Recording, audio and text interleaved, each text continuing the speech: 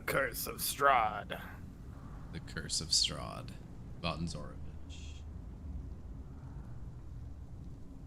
Alright, team. So I'm just trying to reflect on what we did last time. So last session we were in we made it to the top floor of the mansion, where we met Rose and Thorn again.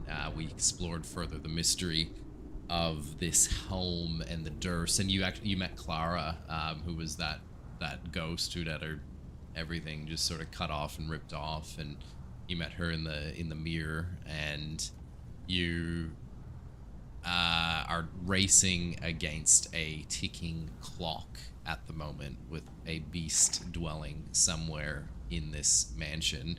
The last clock stroke, for your reference, you would assume it's just after 9 o'clock, about 9 to 9:20 at the moment, just for everyone's reference.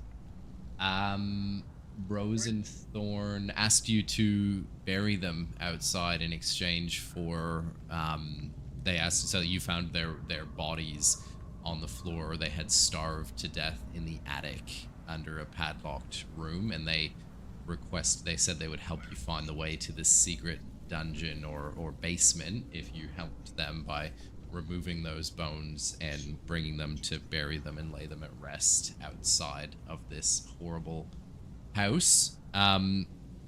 You, Solomon, picked up the bones and you're carrying them sort of in your cape at the moment. 2 child bones, right? Yep. And they asked to join you in the dungeon, and they, once granted, they actually have possessed 2 of you. Who had they possessed again? I believe it was me and me and Horatio. Yeah, I had you Rose. Gained. I've got the younger brother. Yes. Yeah, Thorn. So yeah, you have Mage Hand. Thorn has Mage Hand, and you've got a few cantrips. I think Mend, Lightning. Yeah, Mending, Light. Shocking Grasp, and Light. Yeah. And you feel like a presence as well. Like you feel like you have your soul has been connected to another for the moment. What else was I going to tell you? So following that secret door down, obviously really felt like an endless staircase. It got like claustrophobic and tight, and you came upon this basement dungeon, like stone walls, very tight quarters, difficult for anyone to, you're really walking single file almost everywhere you go down here. It's dark, candle lit, but clearly you have found remnants of a group of people that have been living here. There has been bed folds, you walked past the family crypts, but then there's bed folds. There was an old well that you dropped Horatio down, who saw something haunting down there before he was pulled up. What else did you find? Anything that you found a book with descriptions of, what was it? What was that? The names of the soldiers, like the recruits. Yeah, someone that's been recruited from that recruitment list. Those same names you found linked up to a book of like different ways that they died and suffered, and like there was explanation around that, like in a weird way, like very specific. And then all of them at the end were fed to Walter, was the key there. Where was I? So we just were beset by ghouls that were lurking the halls as well, and a nasty looking monster that you referred to as was it the devil's fleshlight or something? Yeah. Satan's fleshlight. Satan's fleshlight. There is no Satan here. You're in, so where we left off, was there anything else that anyone thinks was important that I might have missed in that little recap? I think we had a little bit of combat. We just slayed the 2 demons, and we were in a room, and that's where we ended the night. I don't even think we looted. You found, just before that, you did find another staircase down, but it was behind a pretty solid portcullis. down if you can see me tag here, like that It was area. locked though, wasn't it? It was locked with Yeah. no obvious way to get through it as of yet. So locked portcullis, but an obvious staircase down. Good one to mention as well. In this area, you have heard this persistent chanting or humming or something. You can't really decipher what's being said, but it's like a lull, like a consistent, persistent sort of tone to it as well, but you can't really decipher what's being said. You hear that coming from, if you're currently here, like you do hear that coming from what the portcullis, that is where it did get stronger, those noises.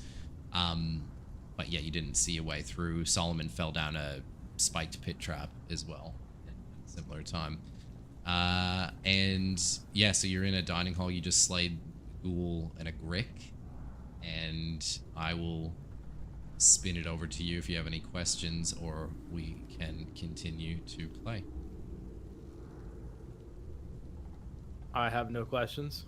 Questions, I don't think. All good. All right, so we've just fought off these ghouls. I think we're all relatively okay. For not worse for wears, really. I'm a little bit sore, but fine to push on. Yeah. All right. From memory, we didn't really explore the actual room that we're in at all before. We got pushed into this room. We from pushed the. Yeah. That's right. Yeah. We backed into it. Yeah. That's yep, right. Yep. Yeah, I remember that. So this room, like in the middle of the room, is a long, wide table, like a dining room table, remnants of an old meal many moons ago. Here, like all the food is like, there's no food left. It's all decrepit and like old dishware. There's bones hewn around the floor that you can only imagine were bodies and victims to whatever that monster was that attacked you before. And yeah, dimly lit, candle lit, but nothing else draws to your attention, just that it's like sort of a communal hall sort of thing.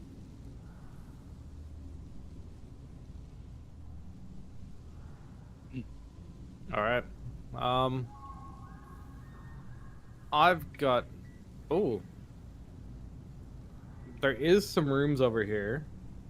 If we want to look in this side of things, or we can Is kind that of. not where we came from? I'm certain that where you are right now is pretty much where we came from. If you come around the corner, you will see that there's 2 doors that look very ominous. 4 doors. Obvious doors. Oh, that's right. No, we came from like here. Yeah, you did. I don't know if we want to go into here or if we want to push forward to where the noise is, because I know we're on a time clock. I think we still have a few hours. It's just after 9. We should All right. Well, let's see what's down here before we find. Let's open a door. yeah. All right. Horatio, which door? Rochambeau. I'm gonna go right. All right, so these are more of the family crypts that you're in. So you're in those same-ish rooms that you were before, like from back over here, if you can recall. So 2 more family crypts are in front of you. So beautiful old. You've got like sort of a fenced sort of like you see through gate, and then obviously a tomb behind it that is has the coffin. This one is Gustav and Elizabeth's. So you see Gustav and Elizabeth Thorne's Durst crypts. There's like the room is very like the tunnel is very quiet. There's like a mist sort of gathering on the floor. But yeah, that's it. So Elizabeth on the left, Gustav on the right, and a odd quietness, like you can't hear that chanting anymore. Is it worth us trying to pry one of these open? I think so. Solomon will just jam his sword in and sort of just crack open the lid. The one he's in front of. Yep. So opening the crypt, you do see a skeleton that isn't. It's naked, like its clothes have been removed, but there is a skeleton in the coffin. Nothing else of note, though. Okay. And I just kind of whisper to the boys, "Spooky." Opening the other one. Yeah, I think I'd probably go around and open them all. Yeah, perfect. So Elizabeth's, you knock over the thing to Elizabeth, and this skeleton is wearing like a beautiful old gown, dressed. Paige, this would look good on you.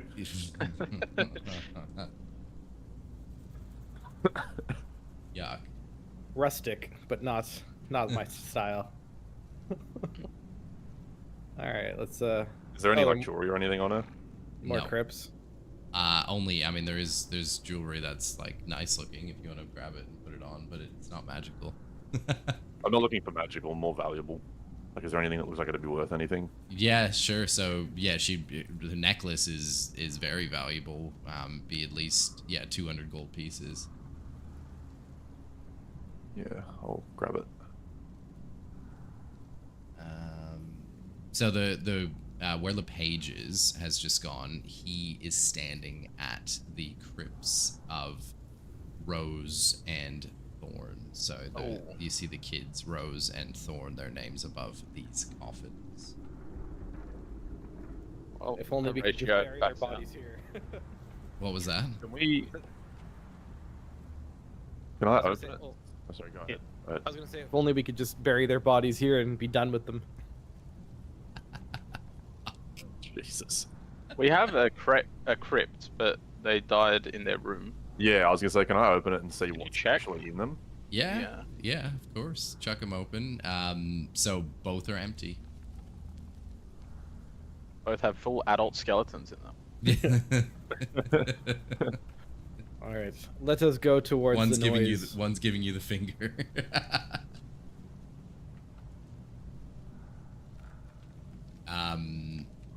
So this is the area where those ghouls were, and that's where they jumped out at you.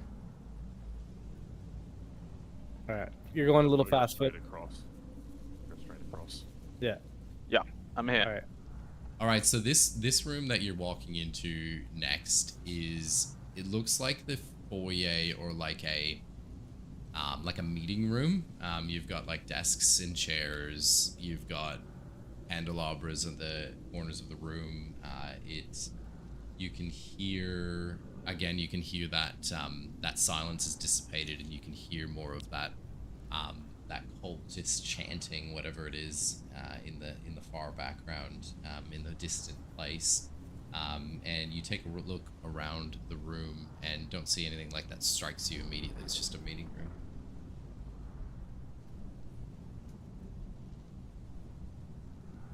How's the noise from this room?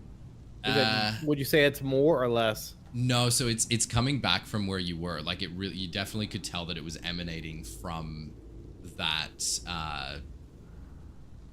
whatever it was called, The previous hallway. the portcullis. Yeah. You know where it's coming from. But it was just silence when you're in the crypts. But that was it.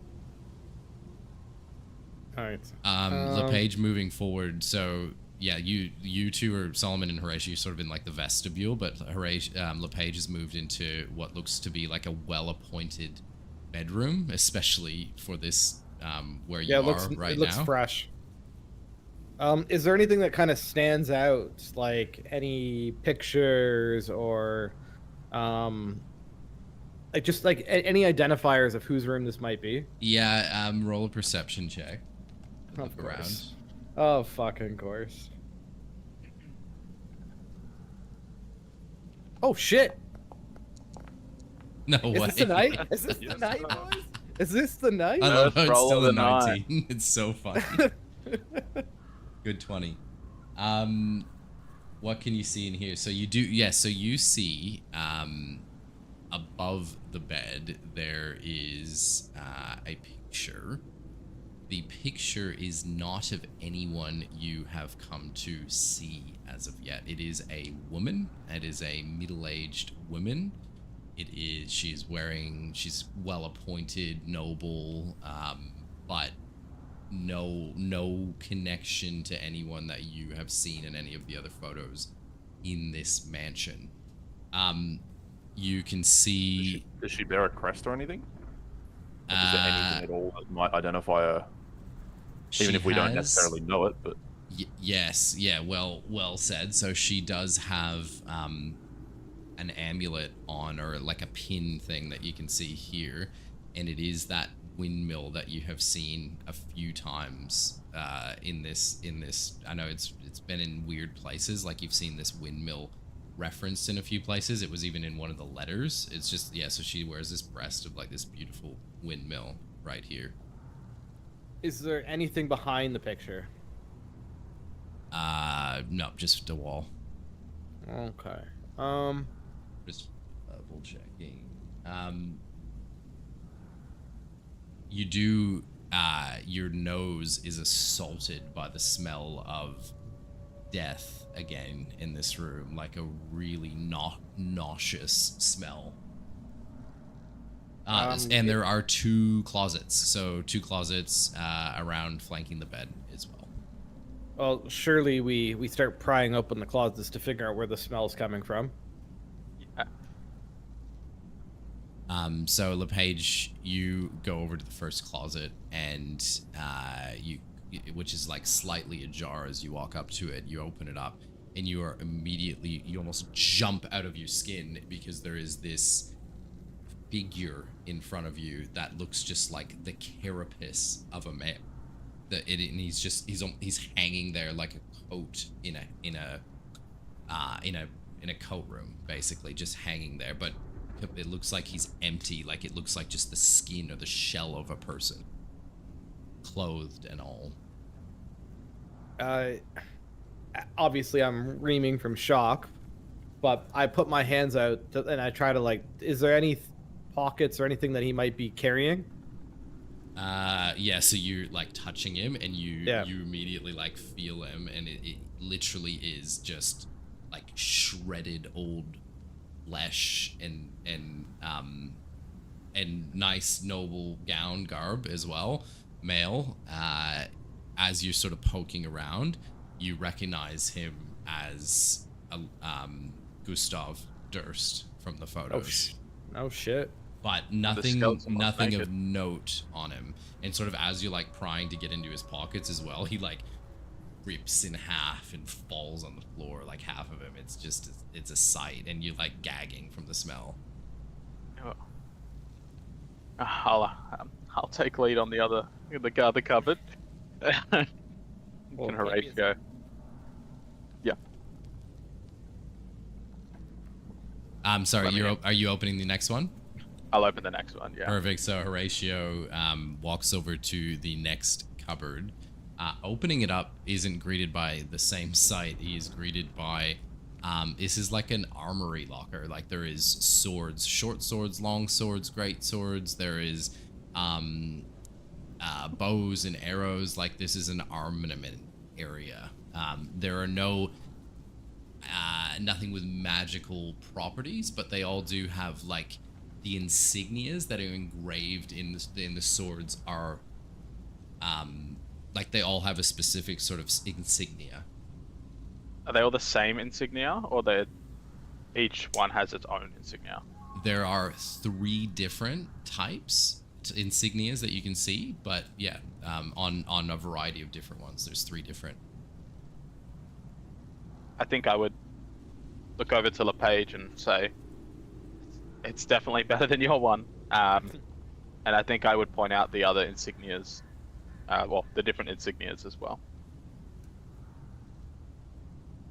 Is it insignias that we've seen before? Roll history check.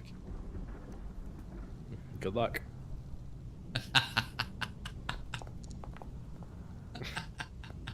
You like that one? Wait, was that a 1? Who rolled the 1? I rolled a 1. Oh, you rolled a 1. Literally a 1. I rolled a 1. It came But, through as a 17. It's like you rolled twice. When you roll a 1 for an attack roll, ability check, or saving throw, you right. can re-roll the die. Oh, Yeah. yes, he has luck. Or what? No, sorry. I do have luck. Yes, What's luck. it Yeah. called? Fuck, you can't roll a 1. That's epic. Well done. Okay, Horatio, you are inspecting the weapons, and you have never seen anything like all 3 of them before. They are as someone who considers himself well versed in weaponry, you have never seen these insignias before. Hey, just quickly, Brad, your stream is offline. Where? No, it's not. On Twitch. I'm on Twitch. I can see it. Can you? Well, I can see that you're live, but it just says Atreides Gaming, like it has your blank thing. I can see it online. Just put It's my hands online up and to it's make sure. fucking- I can see you waving now. Oh, okay. I just fixed itself. I Just just logged out and reload. logged back in. Yeah, okay. Reload. I had to do the same thing. Reloading didn't fix it, but I just logged out and logged back in. Yeah, which is perfect. Can we Alright. search the chest at the end of the bed? good. Now Yes, pick it you open. can.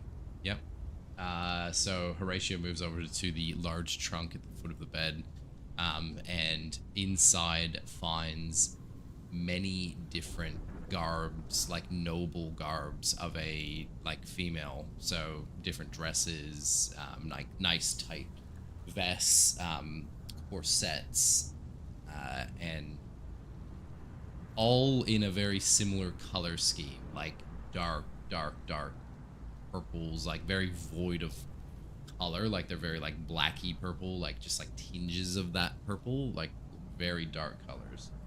LePage takes a vest and puts it in his pack. Excellent. The most masculine looking one, or the most feminine? The No, most it's absolutely gender on the- neutral, the most gender neutral looking one. It's the one that sets off the gaydar, but you can't be sure. I can say that they look ravishing. They do look ravishing. The colors might not be you, but they're very ravishing. Oh, they're definitely me. Perfect. They're like death chic. All right, let's venture north, my friends. Before I leave the room, is there anything in here that kind of sticks out that could lead to a different path? Like any hidden entrances, levers, anything under the bed? Nothing that you can see. No, you've explored it. Don't forget though, Horatio, just as a like bit of advice. You know how like I say, like, do you recognize these insignias? Like you've asked if you recognize the insignias. The other characters don't know that yet, even though I've said it to you. They don't know it. So that's a conversation piece. Okay. I'm not forcing you to have it, but I'm just saying like that they will. Yeah. They're not technically aware that you have found anything. Yeah, that you won the role. Yeah. Okay. Is there I a door feel- from up here? There is. There is. I'm gonna walk up to this door and wave the guys down and just say, "Look, come on, let's check what's behind this." And just kick it open. Just it's another way around. Okay. No, what's so in this this room is so you enter this room and this is like a main hall type of room. There's pillars, a number of like wooden pillars holding up the ceiling here. There's in front of you there is like this vast, well, not vast, but probably like a 20-foot wide almost shrine looking thing where there is this figure standing there, like tall, like a man dressed in a nice noble garb, like with his arm on top of this large wolf, and he's standing there, and in his other right hand he is holding this orb, and this orb is like glowing and shining, and sort of like you can see sort of like flickering within it. You can hear that chanting somewhat intensify from the direction that you were coming from, and you see like to the left and the right, there's like candles everywhere. Like it's like a like just imagine a shrine, but then this odd, like sort of odd figure in the middle of a man with his arm on a wolf holding this orb in his other hand. It's like a painted statue. Pale-faced man wearing a voluminous black coat, his pale left hand resting on the head of a wolf that stands beside him. The statue's right hand holds a smoky gray crystal orb, and its painted gaze stares down at you. What is the orb? I'm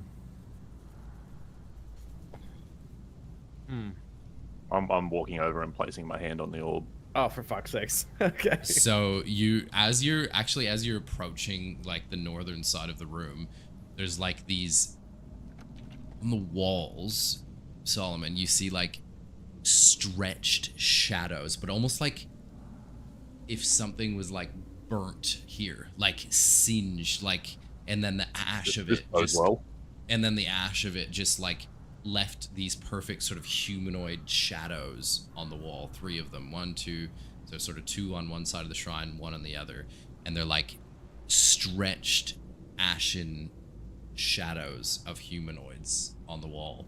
And you're, by any chance, if I was to like draw a line along the center, do they go to the orb? If that kind of makes sense. No, it's almost like they're emanating like shadows from the candlelight. Like there's sort of candles that are like, it almost like it's like, yeah, the candlelight is sort of stretching them up in a way as you look at them. Right. Okay. If that makes sense. Yeah. Almost like you can see the shadows of something standing at a point, but not. Yes. You can't see the thing itself. Yeah. Okay. Yes. Yeah, I'll go with the original plan. Then I'll go up and just place my hand on the orb. Yeah. So as you are approaching, you start to hear voices, and there's like one voice from the sort of left hand. It still feels like it's emanating from this orb, or from the left hand side of the room. It says, "His gaze burns upon us," and on the right side of the room it says, "The Dark Lords are watching." And as you place your hand on the orb, you do feel like an aura. Nothing immediately happens, and as Horatio is behind you, and so is LePage, they actually notice as you touch the orb that your shadow starts to, like, the shadow that's being cast by the candlelight starts to like fray and like flicker and sort of disappear and reappear, like it's like almost something's like cutting through it. Do I see this? Like if I sort of turn to look at the others, would I notice my own shadow doing that? You could see this happening, yes. And as your like hand, like you're starting to feel that aura, like it's like all of a sudden you feel this like dark ancient evil like look in your direction, like stare into your soul. I blow out the candles. I blow out every single candle. Horatio can see nothing. Hilt of my sword and smash the orb. Smash the orb? Okay. Draw my sword and bash the hilt down onto the orb. So you, Solomon goes to smash the orb, and with the hilt of his sword, and he does this huge like dong sound, but it doesn't immediately break, and it just like falls out of the hand. It falls out of the hand of this statue, and just as this happened, the 3 of you in front of you see these like figures. Well, it's very dark. Is there any light? Actually, there's no light now. You've dissipated I blew all out the candles. Okay, so it's pitch black in the room. So that way the shadows can't get us. And all of a sudden you feel this like haunting, as if the presence of 3 beings has like formed in front of you next to the shrine. But in the darkness, obviously only Solomon and LePage can see like a slightly darker form of 3 beings in front of you, and they are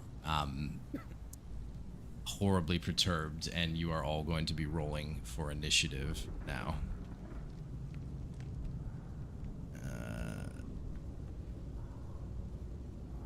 So I'm assuming I'd probably be like here. Horatio can't see anything.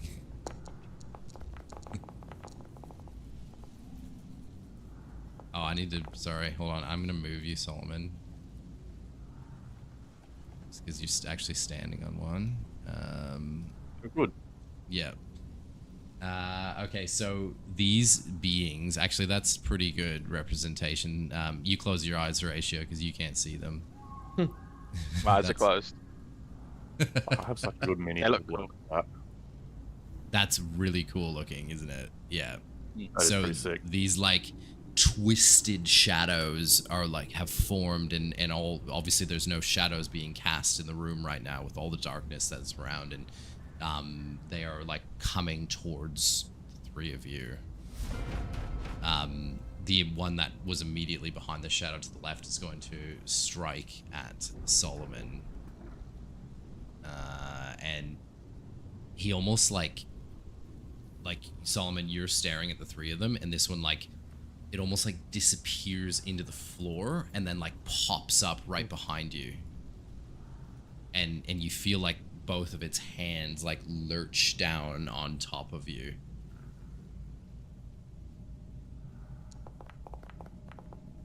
And he misses.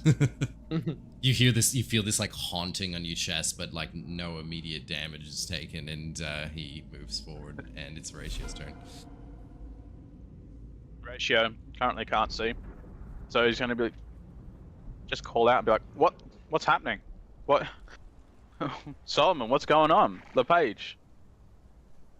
And I can't do anything. I can't see. I'm gonna hold my actions, I guess, until Do you have a torch or anything you can I was light? gonna say you could light a torch or something. Yeah. True. Appreciate that. It would mean I Forget don't have about to my cast backpack. light, because that is an action. Good. So is that what you're doing? You're lighting a torch? I am lighting. All right. So so you take out your flint matchbox, and you're like shivering and shaking. The room is freezing cold at the moment. Like you can just feel these figures floating around you. You strike the match. You light the torch. And all of a sudden in front of you is this ethereal being just standing there, like screeches in front of you and almost like ducks just to like a shadow that has been cast against the wall from one of the pillars, and almost like stands inside of it, with obviously a sensitivity to the light that has just been shown in its face. And from from the shadows, it says, "Be gone from this place." Hmm. Interesting.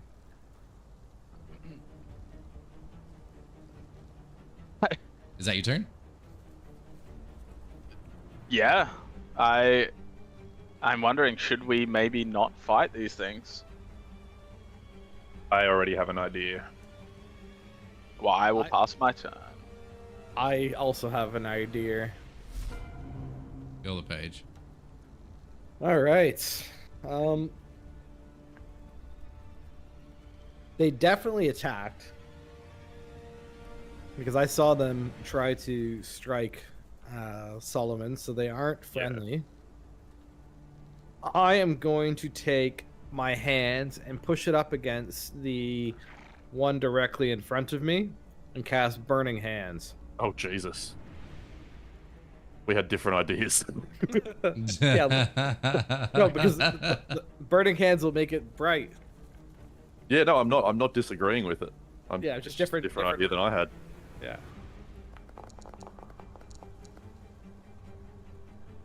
And what do I have to roll as in defense? Dex. Dex 13. Dex save.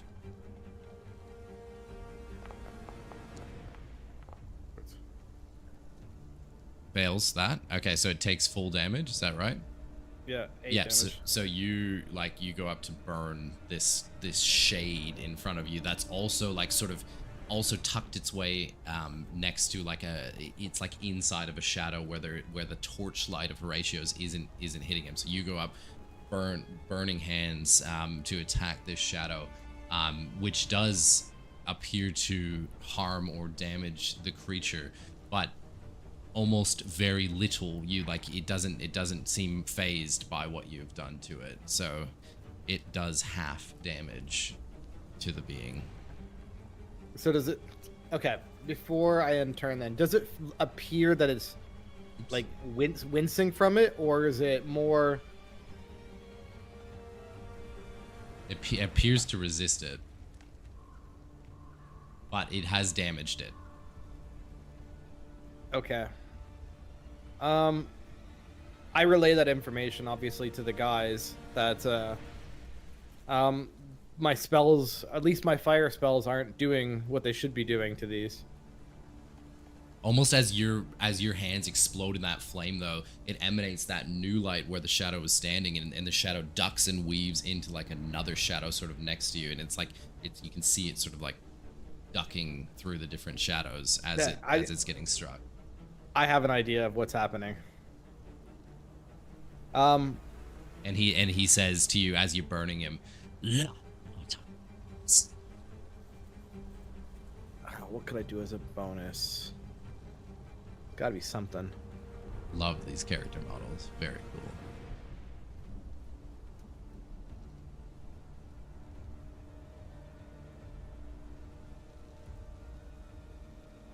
I don't really have a good bonus action here, so I'm just gonna pass my turn and go from there. But All right. Yep. I do have a feeling that it's like we need to light this room up. Yeah. So you see so sorry, your turn's over, right, LePage? So yeah, again, you see the last of the shadows on the left hand side of the room. It starts to like appear and disappear in the different areas of the room that are still shaded, that are not being pierced by Horatio's torchlight. And it's like sucks into the ground and then rematerializes into a shaded area and sort of like ducks and weaves its way in between the two of you. And again, this one comes up behind you, LePage, like from behind, and like takes its hands around you and attempts to attack you.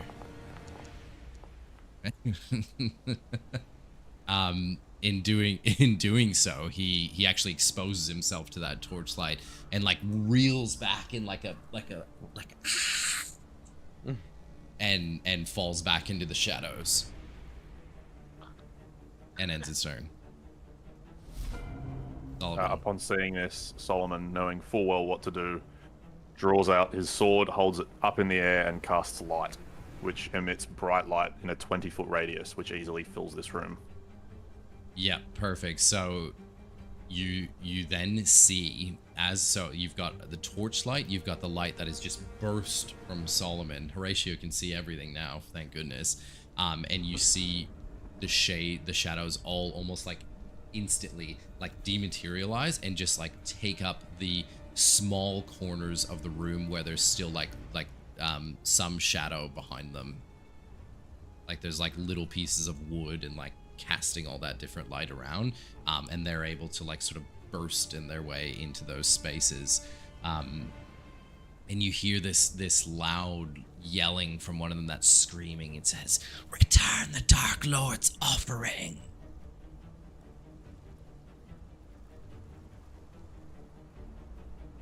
I want to drop the orb down the well. Don't we have something that we could like? We pick something up. I think the orb is what they want. The orb that I knocked off the hand. Okay. It's your bonus action, so.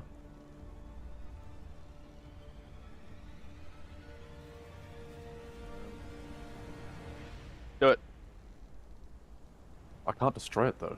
I've already tried. Well, the well is scary. You can always put it Can't back. confirm. I want to spite these guys though. Divine smite. We're literally fighting shadows, so like it's not. But like they can't do anything now. Like light lasts for an hour. Like they can't do anything to us. Aren't they attacking us in the light? No, And they're like retreating? fighting it like in the shadows that are around us. can't be Oh, okay.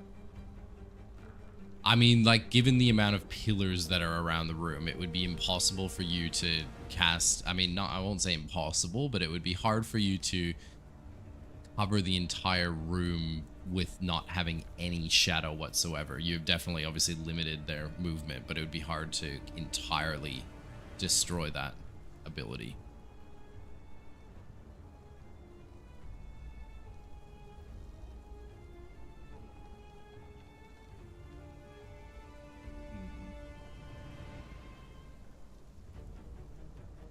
Right now, one of them's like basically cowering in LePage's shadow.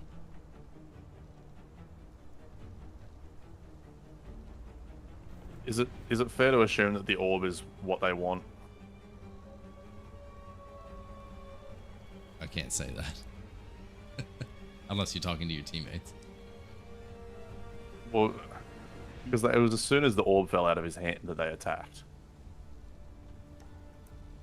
I think it is. I mean, surely we kill these guys. There's no way we're returning the Dark Lord's offering. Well, smite one. That's about all the invitation I needed. I'm gonna Horatio dash the yells, ones in. "Fucking smite one!" Get him. I want to sprint at LePage, keeping him between. Was it LePage or Horatio that one was in the shadow of? I'm assuming it's LePage based on Yeah. BT2. Yep. Yeah, I want to sprint at LePage, making sure that he sort of stays between me and the thingo, so that there's like the shadow is still there. Yes. And I want to almost dive at it and swing the great sword. Hit it. Nat fucking 20. No way. Fuck.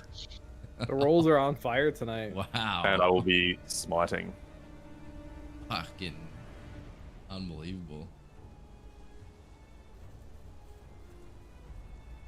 So this is the damage for the slashing. Wow. And So this is that's crit damage. crit damage, and then here's Perfect. the smite. And this is all radiant.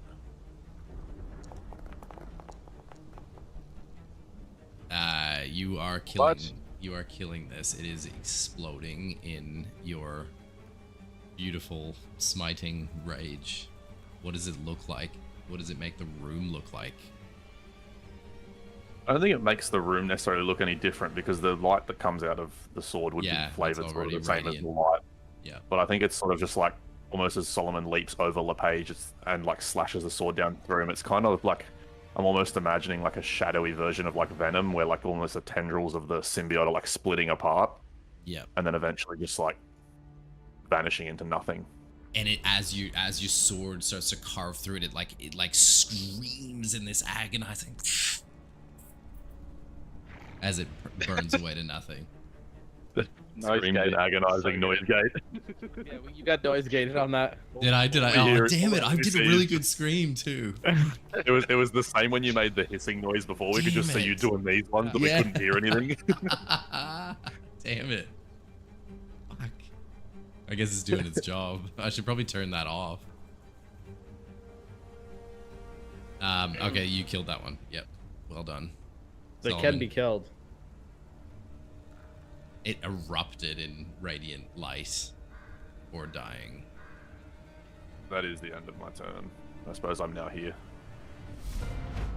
All right, so you've got, as Solomon sort of like found his way into that like corridor, so actually a lot of his light that he was emanating has disappeared, so there's only more of the torch light that Horatio has, and Horatio's sort of like standing there like looking around with the torch, a little bit scared, and the shadow like pops up behind him just as he's doing this, and again like wraps its arms around him to fucking probably miss again.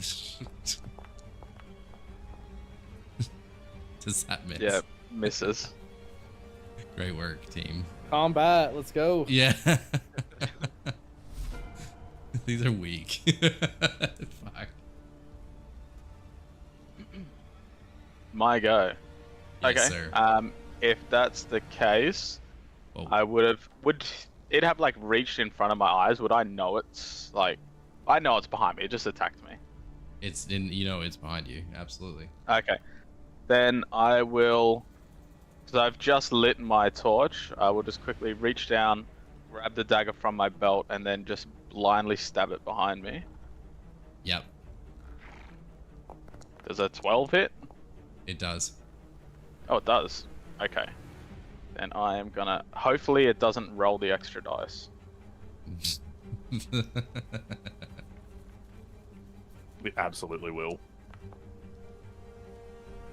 6 damage. You're not doing any other special thingies or anything?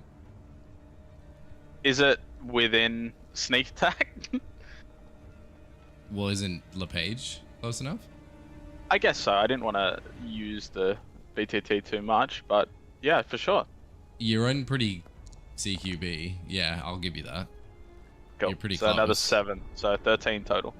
Yeah, alright, so you turn around like with your knife, slashing into this being, and you do see it like wince with that like sort of like a pain in it, but it's almost like your dagger like slips through it as well, like it is an ethereal thing. So while it does appear to have like some of its whatever flesh or whatever you want to call it sort of rip away, it still very much doesn't feel like you make a significant strike. Okay. What I'm going to do is, for my bonus action, I'm going to cast Mage Hand. Mage Hand, can you have it come from the ceiling, technically? Or does it have to stand, like a person? I think it just emanates from a surface, doesn't it? Like it's an ethereal... I want to have it hanging just above me, and I want to give it the torch, so there's no shadows around me where I can be attacked. Nice. That's- You yeah, can that's- absolutely do that. It also is floating, so yeah, you can fucking do that for sure. Absolutely. Yeah. Yep. Yep. So there's That- a mage. So, what does it look like though? What does your mage hand look like? I don't know.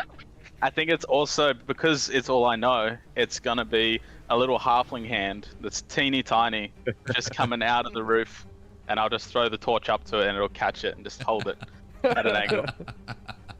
That's awesome. Awesome. Love it. So you've got a downlight above you right now. Yeah. Yeah. My little Perfect. halo. And as that happens, the shadow just obviously has to completely disappear and then move like further to the back to where there is some shadow behind a wall. Cool. And that's my go. The page. Well, the page notices the guys are getting in damage, and he wants to do the same. So he's gonna hit one with an Eldritch Blast. This one's weaker, FYI. Does 11 hit? It doesn't. Well, apparently I don't hit. I can see LePage like running through sort of like more like Neo, like from like column to column, and then like jumping around the corner to make it an Eldritch Blast and smashing the And just- wall. Yeah, and just totally missing. Yeah. That's really all I the got shadow there. like disappears. Your Eldritch Blast like goes past it, and it just reappears there. All right, that's my turn. Oh, you can end your own turn? Wow, how good's that? Yeah, we're just not gonna do that. All right, I'll never so remember to do it. as Solomon's still tucked away, this one jolts, like disappears, reappears right next to LePage, and is going to try and fucking hit him.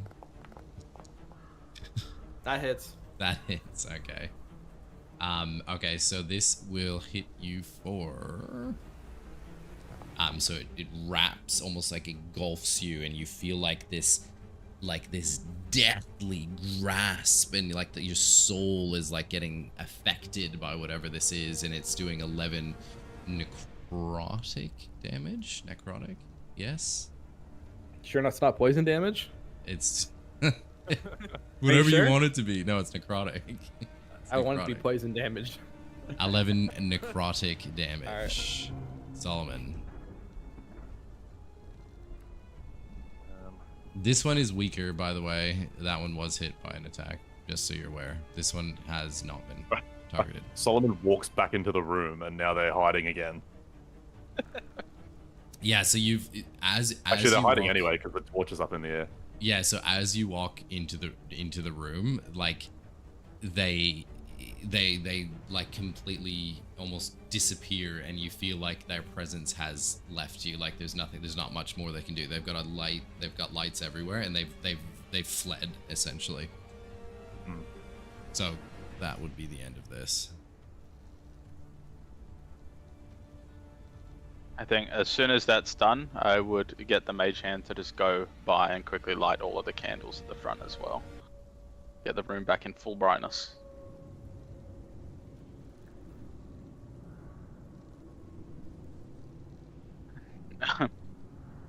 Solomon, Perfect. do you still have the orb? It's Orb's on the floor, ground, but yes, yeah.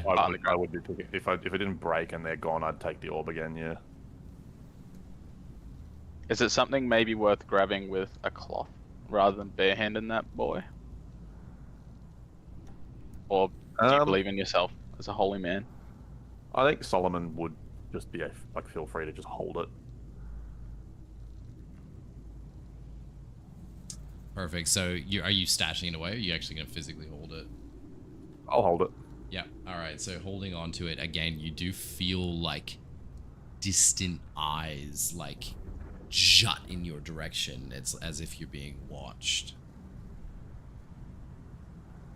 Let's take Dark this to the well. eyes. And I want to start strolling off to the well. So are they all gone? That's Yeah. They've fled. Is there anything in this room before we run off? Loot? Or it's a very big room. Yeah. So you taking You guys loot. taking some time to look around as LePage, as you're scouring wall to wall, you hear the ding dong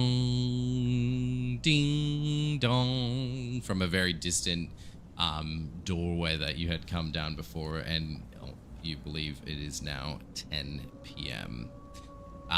As you are looking around, though, you do find a large lever on one of the walls.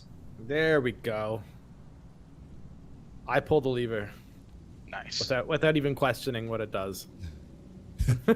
You're not strong enough to pull the lever. You pull the lever, and in the distance you hear of a doorway or a portcullis opening.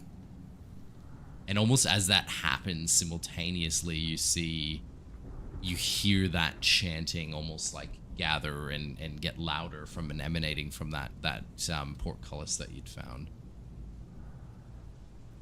Solomon, you hear it very loud because you're closer. Oh, okay, so it's near me. Yeah, it came from here. That's where it's coming from. Okay. Yeah. Well, I'm at this point I'm going down and I'm dropping the orb in the well. So as you hear, like, what's that? Using You help can take motion. full heal. All right, so Solomon goes. You can take it as an action and take the full amount. Yeah, take the full amount as an action. You go over to the well. Yeah, you put out your hand. You drop the orb down. The like sort of ethereal light that it emanates. You see it like light up the well as it goes down, and it makes a big splash. And you can sort of see it in the water, but it goes down into darkness, and it disappears. They probably needed that. Sandals. They probably needed that. Was probably really important. Oh well, we'll live without it. As I'm you not going as you down walk there away, again. as you walk away, Solomon, you hear like a ripping and a tearing of a tremendous force, like writhing through the water and just ripping something to shreds. As quickly as it came, though, it seems to disappear. Why am I nearly certain now that the orb has something in it? Yeah, it's probably Yeah, very that's just- important. Absolutely fucking shredded the thing that was gonna kill Mauricio when he was down there. Yeah. Oh well, I mean, this isn't Going downstairs anyway. a D&D game as far as Solomon's concerned. He would be throwing that shit in the well. Not All right, so looting. have you had don't move once you're downstairs, because not everyone's there yet. Okay, I'm Are just you coming guys up down? here, but I can still hear. You guys are down in the I'm next gonna room. grab a drink. We're at the door. I haven't got down yet. I can be there in 1 second. There we go. Ready to go? You guys can. Do you Yep. move yourselves, or do I do that? I can move. I'm just gonna grab a drink though. Yeah, go ahead.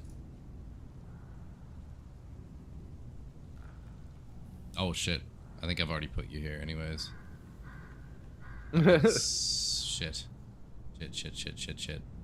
I'm assuming you're not gonna have the same hit blocks though, or hit points. Or What did you do? I can move both of them. There's 2 LePages and 2 Solomons. Fuck. I'm just waiting for Fuck. him to come back. Let me see if I can give you a picture of something while I'm down here. Solomon comes down the stairs. Holy fuck, there's 2 of them. That's what your wife said. Where the fuck are you now? When she saw my cock and my tail.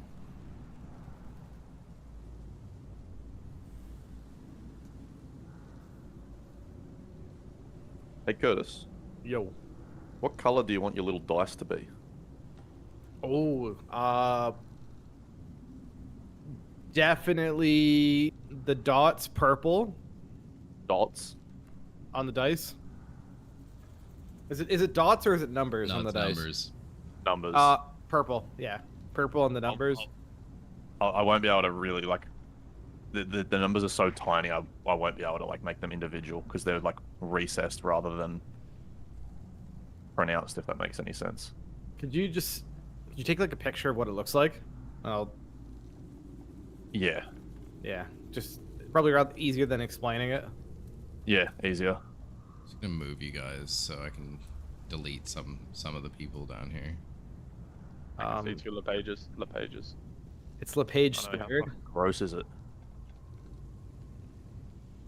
All right. Baggy. That's just one of everybody, right? I think so. I see 3 Horatios.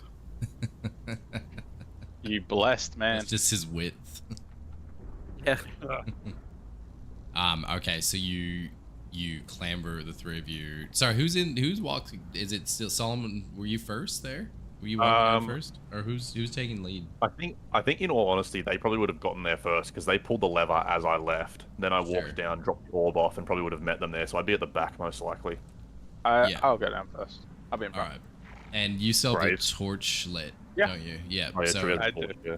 the little man walking forward with his torch walks down these like dark, cold stone staircases into this corridor that again you have gone down like another level or layer into this place, and you see on the walls there's like etchings, engravings, what do they look like? Just different, nothing like of note, but almost like more classy or elegant, like sculptures, for example, within the walls. Chiseled alcoves that are holding like candles or different like incense or different like ceremonial objects of such, but like really ghastly, everything in its that you see. There's like this on the floor is like this marbled like really beautiful sort of mosaic marbled that leads you to this next room, which appears to be like a very well. There's actually a room to the left and the right. I'll wait till you go forward. But as all the 3 of you are going down these stairs, led by Horatio, you hear that chanting, which was just that humming before, turn into this chanting, and you hear, "He is the ancient. He is the land," almost on repeat. "He is the ancient. He is the land. He is the ancient. He is the land." Does it sound like multiple voices or just Sounds like one? many voices. Okay.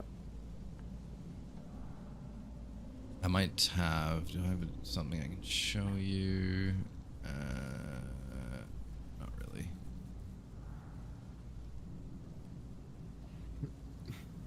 He is the ancient.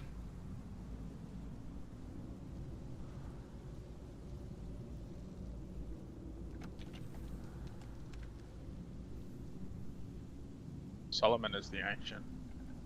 I'm Solomon is happy for ancient. you guys to sort of pick where you want to go from here, and I'll accordingly. The Little man I was gonna say the statues. Do they look like significantly older than the house upstairs? That's actually Roll good a point. perception check. Come on.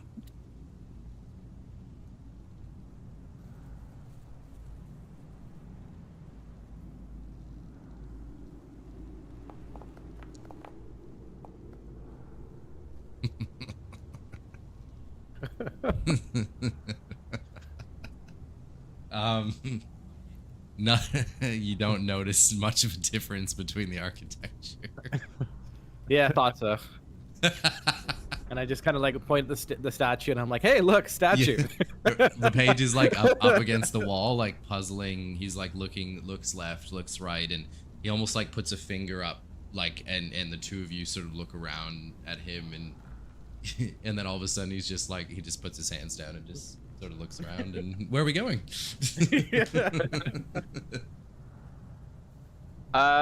For the left and the right passage, is the Yes. chanting noticeably coming from one rather than the other? Yeah, you can't tell. It's pretty loud now. All around you. Eeny, meeny, miny, mo.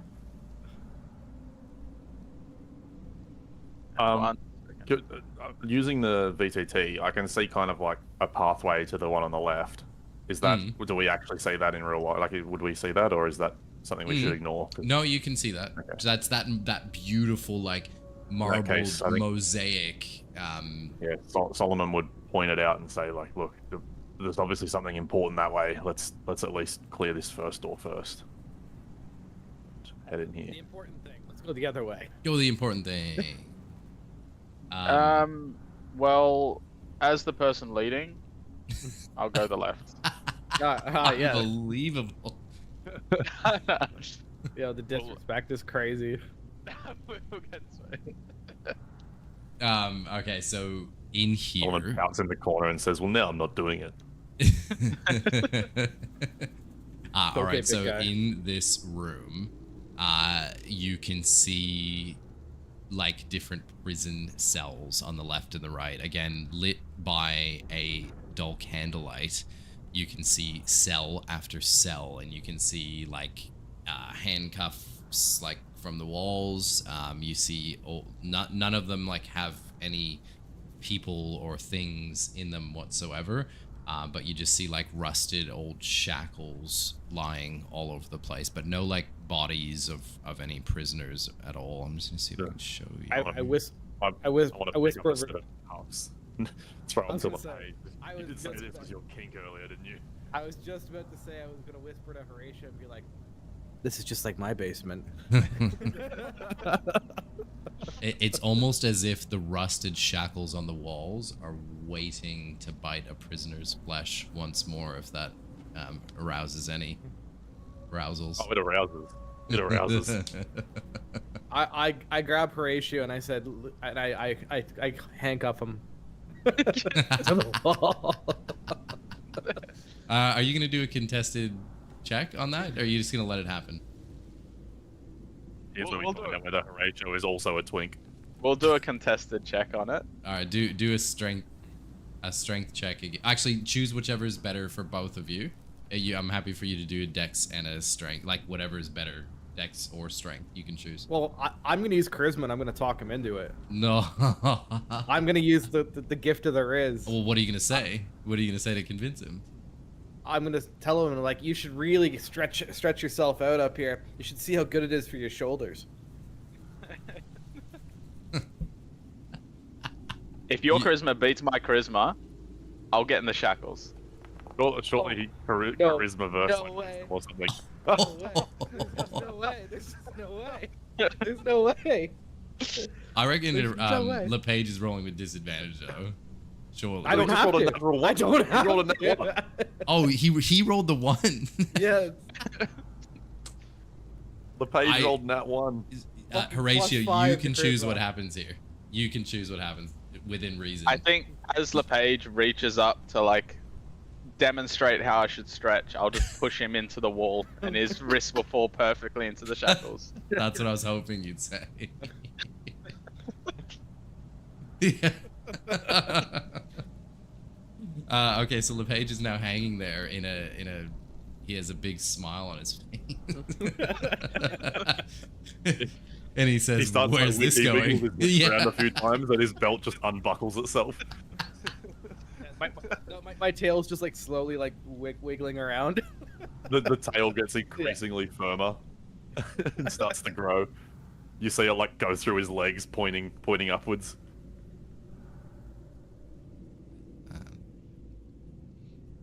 Solomon just turns to Horatio. I've been trying to get rid of that fuck for weeks, and you've done it in about 5 minutes. Yeah, let's go. You rolled a nat 1 on your charisma check. Yeah.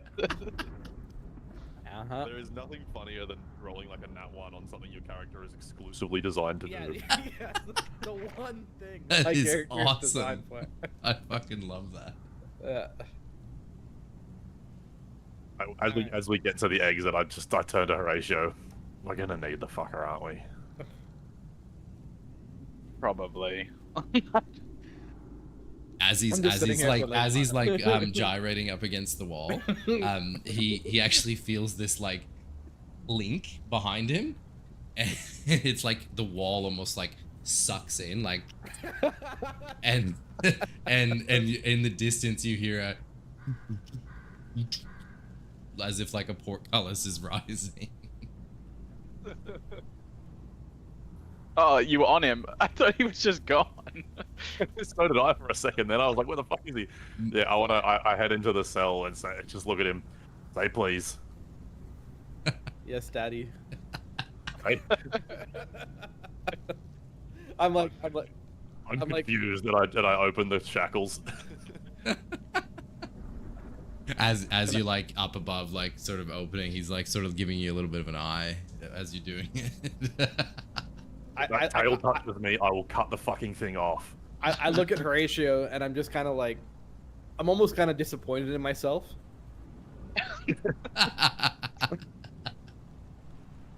So much for the dark horror. Yeah. I love how the roleplay has somehow turned LePage rolling a nat 1 into what feels like a nat 20 somehow. Like this is what LePage wanted. Yeah, we got there. We got there in the end. Yeah. Damn it. Okay, so exiting the dungeon, the three of you follow that mosaic floor into where you clearly just saw this iron portcullis has risen. And it like leads down, and feel free to walk into the next room, I don't mind, so you can sort of see it and I can talk through it together. But you are now in, I'm just gonna pause it here for a moment, because you are now standing in dark, murky water. So surrounding this dais or ritual chamber that's in the middle, that's all candlelit, you can see up on up in the middle of it is like a ritualistic table of some sort, or like altar. Sorry, an altar is the right word for it. Quickly, because the game is paused and I don't want anything bad to happen to him because it's quite a while. Is Horatio able to keep his head above the water, or is it? Yes, sorry, you're not that much deep water. I'll tell you exactly what it is. It's like, it would be up to a humanoid's, like, sort of just under your knees. Like, just under your knees on a humanoid, so it's up to what, your waist? Okay, like, Yeah, Horatio's drowning. So Horatio is drowning. Yeah. He's doing that, he's doing that 2 thing feet, kids 2 do. feet deep. 2 feet Doing that deep. thing kids do where they're like, where it's just before they can't stand and they Yeah. kind of like bounce up and down on their tiptoes. 2 feet deep. Does that help? How tall are you, Horatio? 4 feet. You're lucky. Yeah, perfect. All right, That's so up to his belly button. I'm gonna take you guys in and show you. Okay, first of all, I'm gonna show you this, and just so we can, I can show you all what this looks like. But I'm gonna take you on a little journey here as well. More as you're walking shackles. through. Let's go here together. Hopefully this loads for LePage. How's your internet looking? Oh, it's fine now. Perfect. So you can see what I see?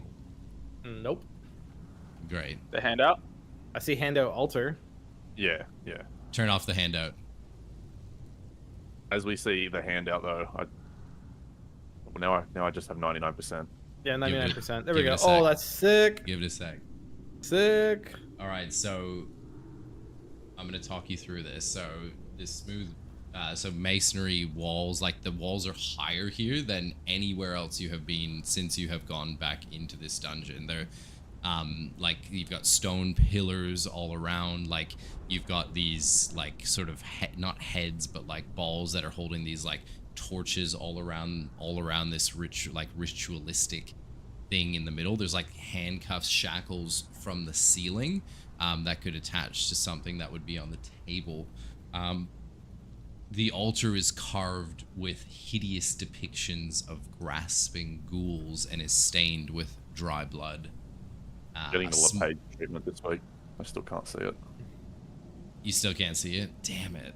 It's really cool. That's right. I'm sure it is because I do like the last one. They are cool. It's the same as the altar, but it's animated, sort of like that handout that I gave you.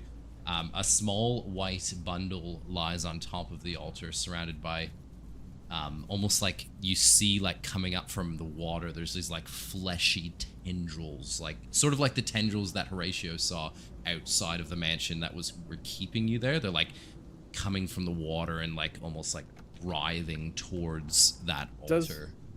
Does it feel like demonic, like something that's more inclined to what LePage would be studying, or does it feel something different? Fuck, it doesn't look any good to you. Thanks, DM. Sorry, whatsoever. I didn't realize whatsoever. I didn't realize there. I don't know what you're talking about. I haven't seen many like godly ritualistic chambers with people that have been sacrificed on the altars personally, but No, is that what you're from? Like, are you saying something different? I'm saying like the tendrils itself and like how it's like shaped. Does it seem more like demonic, or does it seem like otherworldly like? Good question. No, it does not seem like it's from the hells, if that's what you're referring to. No, it is not. It is not. It's not hell worship. It's not Avernus worship. Thank you. So these tendrils that are like coming from like under the water, almost like there's like this large, like dark cavern on one side of the altars, and it's like pitch black, but you can almost see like the tendrils are like going into that room. I'm just gonna reactivate the battle map just to make sure that Solomon can see now. Let me know when you're back on the regular map top-down view. Yes. Which I refer to as the battle map. I'm gonna reload. I think mine's bugged. Reload. Remember to link your. My internet's fine, so. So as the three of you are trudging through the murky water as well, that chanting that you were hearing, he is the ancient, he is the land. It just suddenly stops, and it is very quiet. You just hear the sloshing footsteps or wading Horatio through the water as you approach the altar.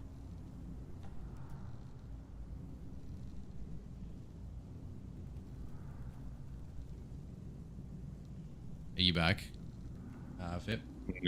No, I'm fully getting the page treatment. It won't load anything. Should I reload? Even when I reload. Should I reload entirely? Did that fix it last time? I'll reload it. It didn't fix it last time. I don't think I turned mine off, though, did I? I think I ever turned mine off. I'll try. Hold on. This might help, actually, as well. Maybe. I'm just gonna, just rejoin it in a second.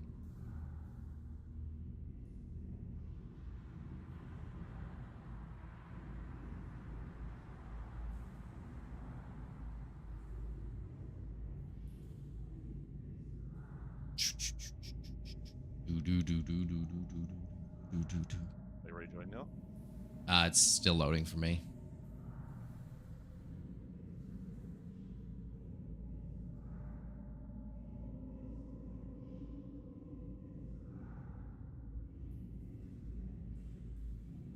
You can rejoin now.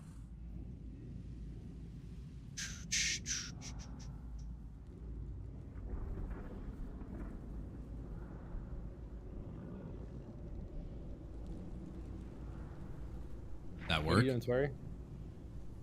I'm here. Okay, no, Reminder to reasoning beyond after. I am actually getting wacky-wackied right now. You can't get in. Fuck. Hold on. Oh, hang on. I think a bunch of shit's just started downloading on my computer. Did it? You downloading porn Yeah. right now? No, fucking Steam. I must have clicked Steam by accident. You're My downloading download speed was at like Warhammer fucking Space Marines too. 10. My download speed was at 10. And there was a fucking update going on. You want me to reload again? It seems okay now. Like I'm in. Oh, perfect. Okay, you're in? Yep. Do you want me to attempt to show you that I animated would scene? like to see it. Okay. We're all on the same page here. Let's see what we can do. Sorry to derail. That's all right. Yeah, that looks fucking sick. That is very cool. You can see it now? I can see it, yeah. Yeah. That looks mad. Now someone else is probably blocked from it. I can see. Excellent. And LePage? Not yet? Of course I can see. Perfect. All right. We're back. Okay, so the three of you are sort of standing... I mean, even where the perspective is of you at the moment, that's where you are. Like, you've just walked in, you're wading through the water. There are those tendrils that are... that are coming out and sort of looking towards, like, seeping towards that altar. Can we go up and check out the white package and see what it is? Absolutely. So you, LePage, approach the altar and you see, like, as you sort of walk up onto the stone, and you see, like, in front now you can read the letters, and it says feed him in big bold letters, like carved into the stone. And you walk towards the altar, you open up, you start to, like, pull apart this white package, and you see it like you're unfolding it, and it's actually the clothing of an infant child that has been wrapped up, and inside you see a serrated, like a ritualistic serrated dagger covered in old, stained, ancient blood. Can we determine if that's the baby clothes? The tiny baby? It is baby clothes. Okay, so obviously I communicate that to the group, that it's the baby. The baby was sacrificed here. That's the idea, at least.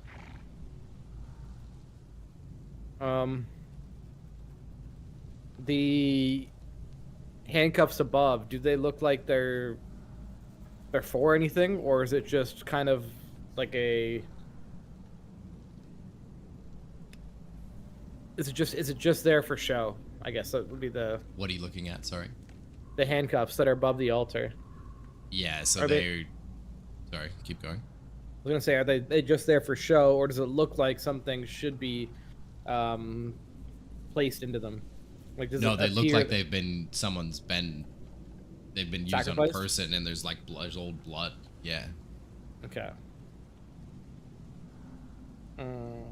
Like someone's been actually strapped to those. Yes. So there could be two multiple dead people then, a baby and a larger person.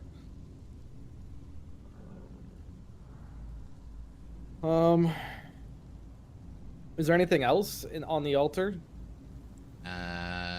Nothing else that catches your eye other than obviously those tendrils that are sort of, you almost feel like they're coming up closer to you. And you can obviously see that they're coming from, like, this almost like cavernous, like, hole in the wall on one side of this place that is pitch black inside. I take the ritual dagger and I just cut my hand a little bit and put a little bit of blood on the altar. Yeah. And you would take 1d4 damage doing that.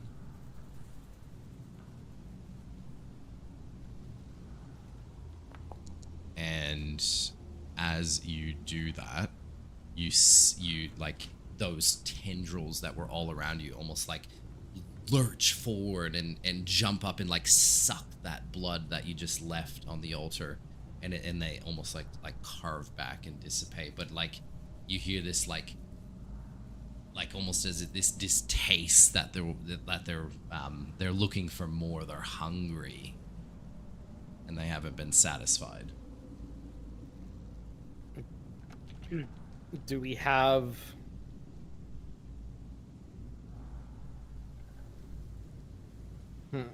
I wonder if we need to sacrifice something here and put them in the rings. LePage, you want to contest again for these shackles? No, I'm good.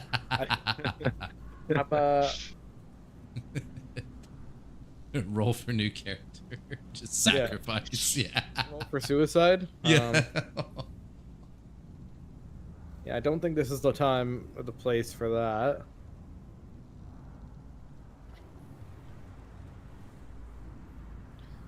I don't have anything in my kit to even. I don't either. Do we? Okay, what did we pick up from the From the house? From the house. We've got the gift. That is like the wine bottle package thing. Did we ever open the gift? No, we didn't. Can we open it and smell it and see what it is? Yeah, I think Solomon's holding it because he's an alcoholic. What it is? No, no. Fuck. He did fucking drink no, it, I did. didn't he? I did. No, I didn't drink it. I just grabbed it. That's right. He just grabbed it. Yeah. I don't He was think I drinking. did grab it because I reached for an expensive-looking bottle of wine and drank that instead. I thought Horatio had it. Oh no, I did. You gave it to me, and it's half Yeah, the size of me.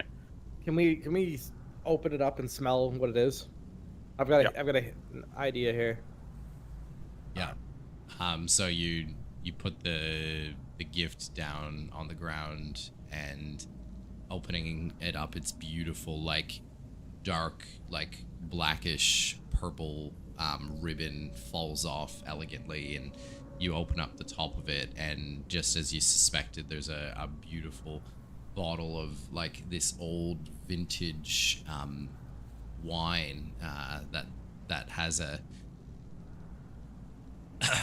it has an insignia that says Wizards of Wine on it as the label. Along with the wine, there are 3 black roses attached to it. Not what I thought it was gonna be. You put the roses on the altar as an offering. I was hoping that the wine bottle was gonna be filled with blood. We don't know if it's not yet. I asked to Doesn't smell matter, it open already. it. Taste it. Oh, okay.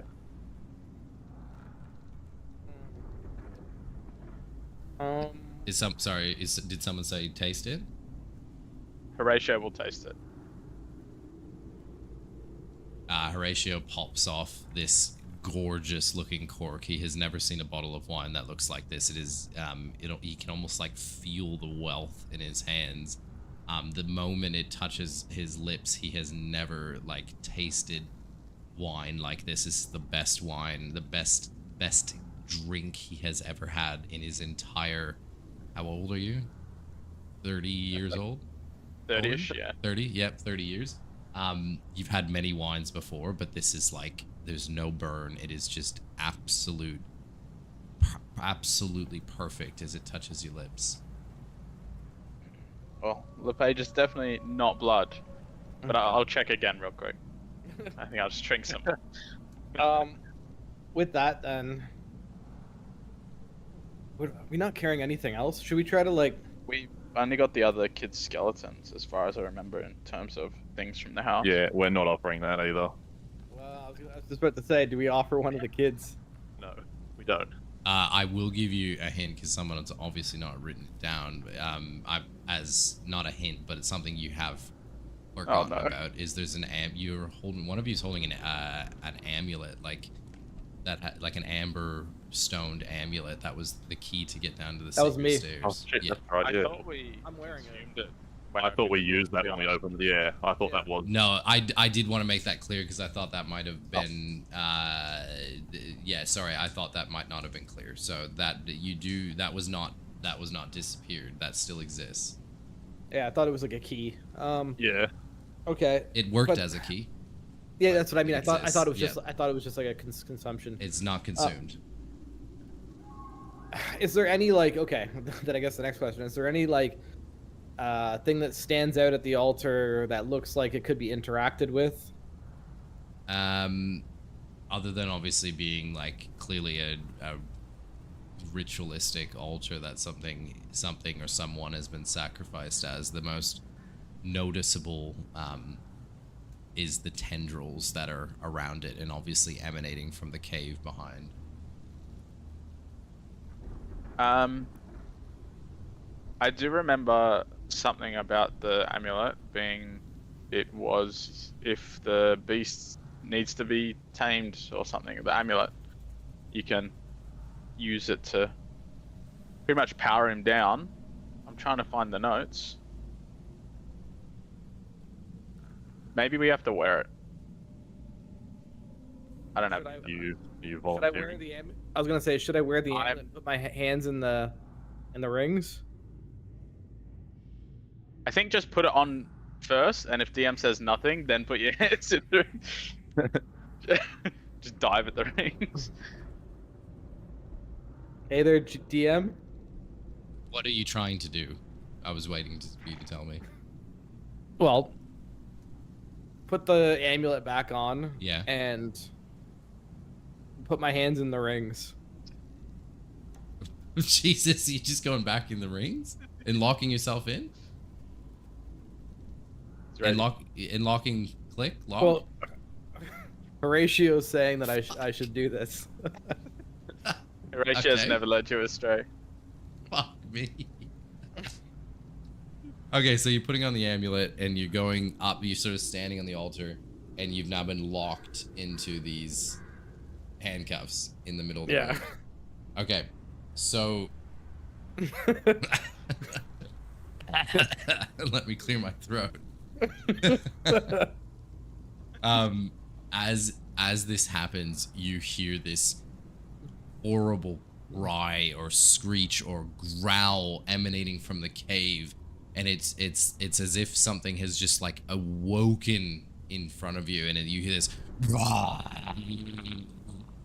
almost like humanoid but not, and you see coming for you this like fleshy mound of like organic material and tendrils, and like it's a monstrosity. It's this enormous creature that is shambling towards the three of you, directly going to you, LePage, and he's going to obviously try. It looks like he's going to like his tendrils are going to like consume you on top of this altar, and you will all be rolling for initiative with Horatio firmly stacked in the middle. I will give you a look at what this thing looks like here. Sorry. This thing is like, it's like made of like all the like different body parts of different human beings, and then like it's absolutely grotesque. Holy fuck. What did I just do? But it's almost like Jesus. it's like has this like huge eye on the side of it, and it's like but it's like almost as if it hasn't like fully awoken yet. It's like eyes like flickering and flickering and flickering. Have you seen, did I show you this picture? Did I? Okay. Yeah. Okay. Nasty looking thing has come out of the cave, and it is chasing you down. LePage, I better roll for its initiative. Hopefully it's not fucking high.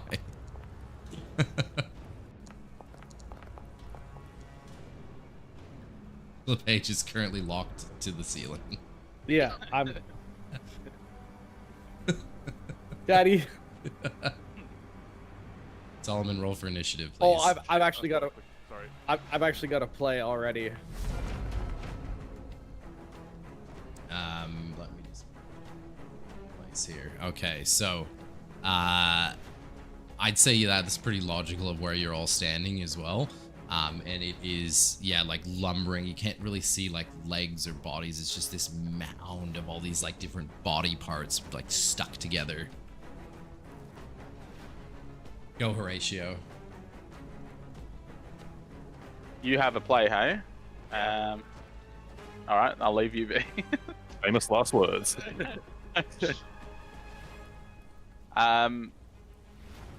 Okay, so it's just meatballs in the soup near us. Meatball, chicken soup. Yeah. I am going to... I'm going to quickly put this in the BTT. I'm going to use an action to coat my dagger in venom. Nice. And... I don't have a bonus action that I can do anything good with. I will just yell words of encouragement to LePage. And, you got this, and end my turn. You're doing great, buddy. Keep it up. Looking good up there. Are you facing it, LePage? Are you? Oh yeah, are I'm you looking right at it. Yeah. Looking right at it. Are you still gyrating now? Yeah. No, I'm Extra terrified. fast. Absolutely terrified. This is no longer fun. Pineapple.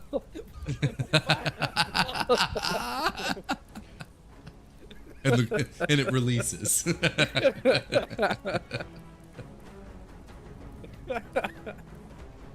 Go, Solomon. Alright, Save your friend's fucking life. Just out of curiosity, look, the water doesn't count as difficult terrain, does it? No. Being only like... Okay, cool. No. Either way, I'm gonna run up to this thing and I'm gonna whack it, basically. Because the twink is restrained, so... A win-win. It's not great. 13 to hit? Surely. It's massive. It misses. It Damn. misses.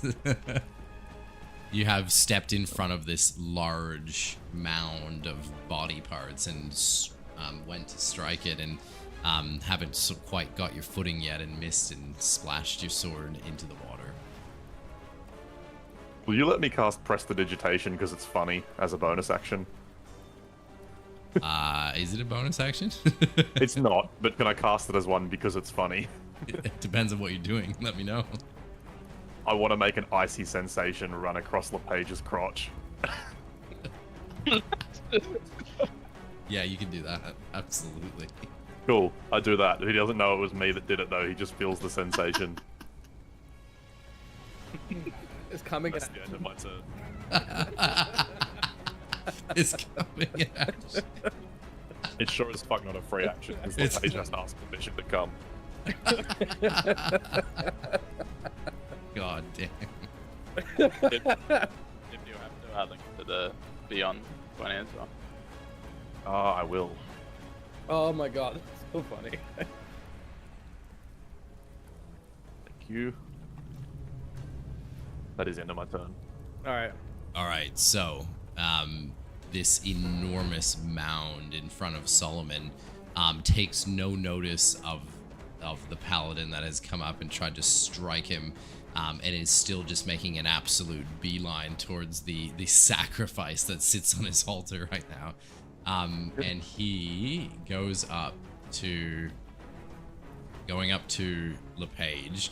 LePage, he like lurches up on all of its tentacles, and you see underneath him this like disgusting like mouth, and he in one action move engulfs you, and you are inside of this thing. You are living inside it, and you are like swimming in this like disgusting bloody saliva.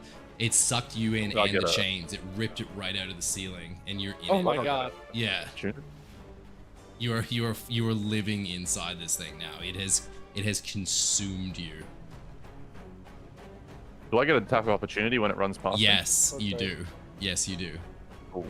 Because I fucking need it. LePage, so Horatio and Oh, Solomon. lucky I got an attack of opportunity. Horatio and Solomon, you see your friend, if you can call him that, hanging up on here, and he has just been swallowed whole by this monstrosity, ripping the chains along with him inside of him, and it just then resumes and looks at the two of you with its ugly eye. Fuck. It's not good. LePage, No, it's your on turn. LePage's So turn. you are inside this thing. You have I will allow you to be creative if you are going to try to. Oh, I'm gonna have to be. So remember when I said I had a play, Horatio? Yeah. I don't have a play. I don't have a play anymore. As Okay. far as your friends know, you are dead. As far as they know, they have no, like, you could be dead. Yeah, I'm dead. Okay. So, okay, let's get fucking weird. You hadn't already got weird. As it as it consumes the page, it lets out this terrible, like, I want to pull out. Just 1 second, and the portcullis, like the earth almost shakes around, and the portcullis slams closed behind you, and the three of you are trapped inside this room. I want to pull out my staff that I got 2 or 3 episodes ago, and I'm gonna cast web on the inside to at least slow down the like digestive track of what I'm inside of, and to kind of like close everything up to kind of like stop the immediate death. If you're actually, I will say to you, I'll give you that whilst that's creative, you don't feel like you're being consumed. You just feel like you're engulfed and trapped, but you don't feel like you're being eaten. Make a point on the charger.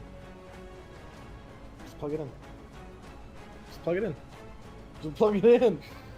Into the button. Victoria, on the bed. LePage is inside of a boss right now. Did you hear what I said? Yes, I'm not in immediate you're danger. not. I wouldn't say you're in immediate. Like you feel trapped, but you're not being digested at the moment. Okay, well then. Just to save that, if you'd like.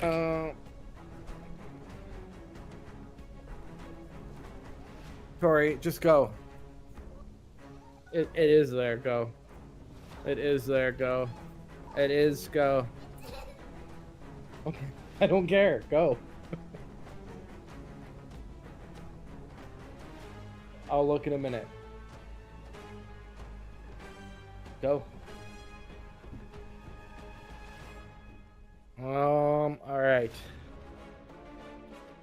Fuck. You can roll, like, you could roll a con save. For what? To get out, basically. Roll a con save. DC 13.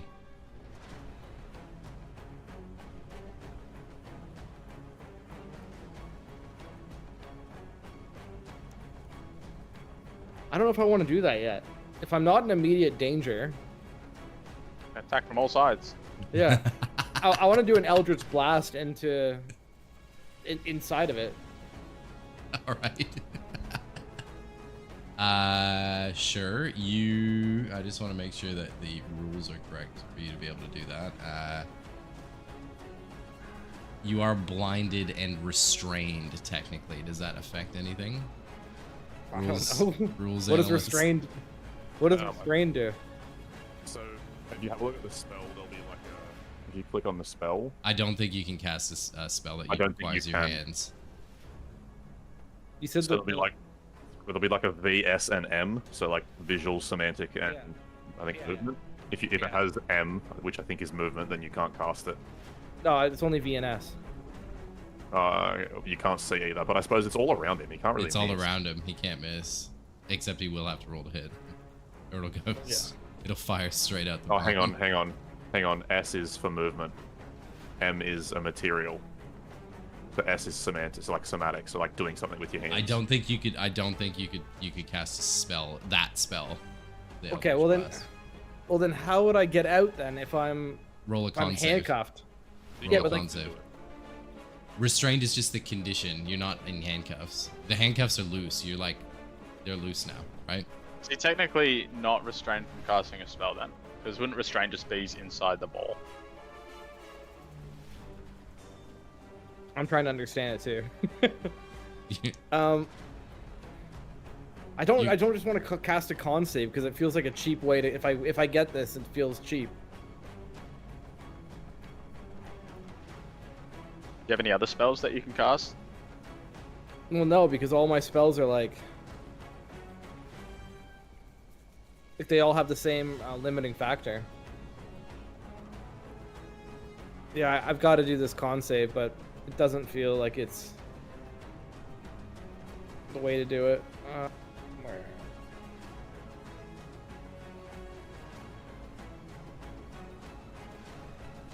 You punch him. I clicked it. Well, oh, it's because we didn't fucking sync up the. Oh, it came. I hope it wasn't a big Oh. roll. Hope it wasn't 15. a big roll. Nice roll. All right, so you passed the con save. So, you are gonna bust your way out of this thing. How do you want to do it? What do you want, Tori? We can take 5. You want to take 5? I can grab a drink. What do you want to talk? Yeah. You want to take 5, Curtis? Yeah, I've got to go put her to bed. She's Yeah, acting that's up. fine. We'll take 5.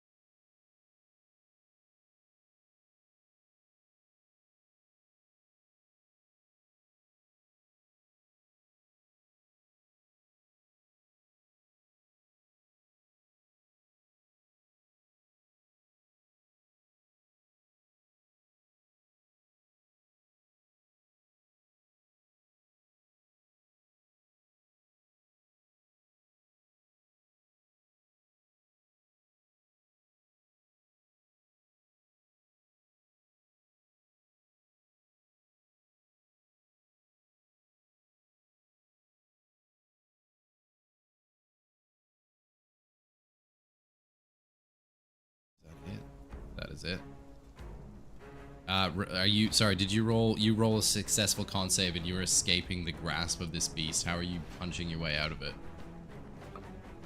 I take the handcuffs that are around my wrist, and I dig them into the hole that where I was coming out of, and I kind of use them as like almost like a climbing tool, like an ice climber would use, and that's what I'm using as my like pulling myself through the body with the handcuffs. You smash your way out, and you're covered in this like coagulated blood and like flesh and skin all over your robes. And that would be your turn, though. That was your action. Okay. That was your action.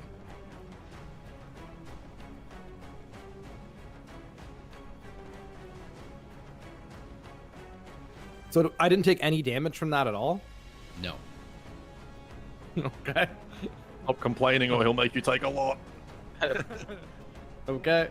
I'm not. A bonus action? Or No, no. not Okay. anything. Go, Horatio. I am going to. I'd be relieved to see that LePage has come out of the blob, but I'm going to rush forward, still with some of that enraged fury, and I'm going to swing with my dagger. Does an 18 hit? It hits. Perfect. I will do my damage plus sneak attack.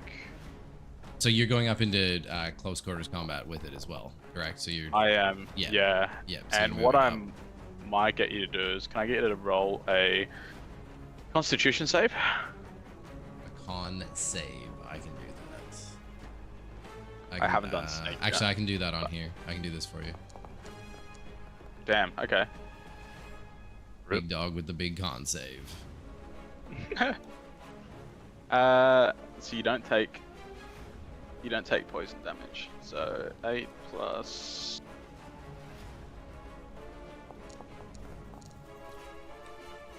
8 plus 9 is 17. 17 damage. All right.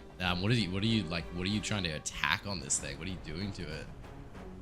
I think I'm just rushing up and trying to sink this dagger as far into this fleshy mound as I can, up to the hilt. Yeah, and as like you do hit it, like this coagulated blood sort of does spray out of it, and it does do it like a bit of a green. And then I'm also going to swing with my second dagger. Now I've got to do this a bit weird because it wants to give me a +7, but I shouldn't have a +7. Roll a normal dice if you need to. Like you can just roll on the VTT or D20 to keep it moving, whatever works. Roll real dice if you have them. 3. So it'll be a D20 plus 3. Yep. 17 Does hits. 17 hit? Cool. And then I will just hit with a big damage. Big damage. All right. And I've just sunk both in. And I'm currently standing there. Is both daggers inside of him. Yeah. And that's your turn? That's my turn. Solomon. After missing twice. Come Oh, on. dude, it's Come fucking on. not going well this fight for me. Come on.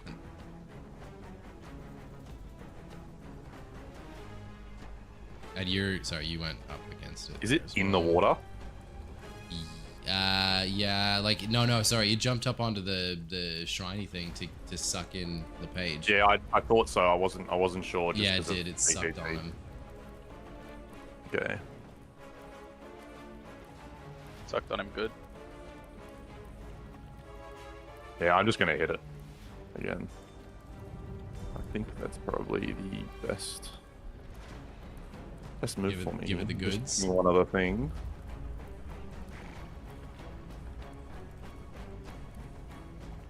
Yeah, no, that's my best move here. Fuck, man, 16. That's gonna hit. Sweet. I feel like I'm having to smite here. Yep. Divine Smite. Not this time.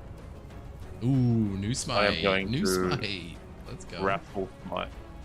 Wrathful smite. What do I have to This do? my who dis. Hang on, I'll do the damage first for the slash. Yep. 11. That's 11 slashing damage. And then smite. Fuck me, man. That's only 1 extra necrotic damage. Wow. But it's a wisdom saving throw. Wisdom save. I think I can do that on the VTT for you. Ooh. Okay, it is now frightened of me. It is frightened, so it cannot do... What's the frightened condition? It has disadvantage attacking me. Yep. And it can't willingly move any direction apart from away from me. Got it. All right.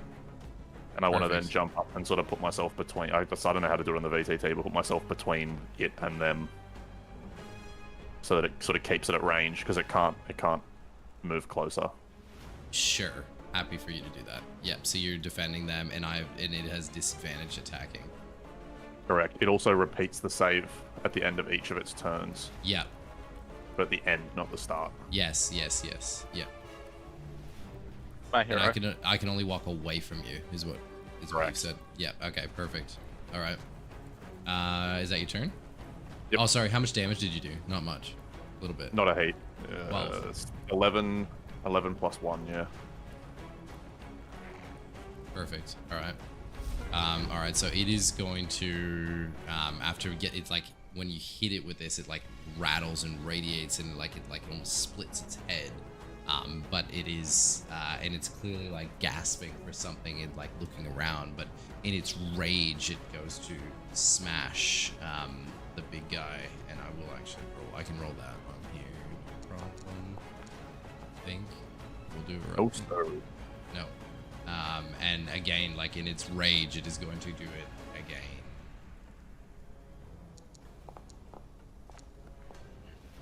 Oh, that does hit.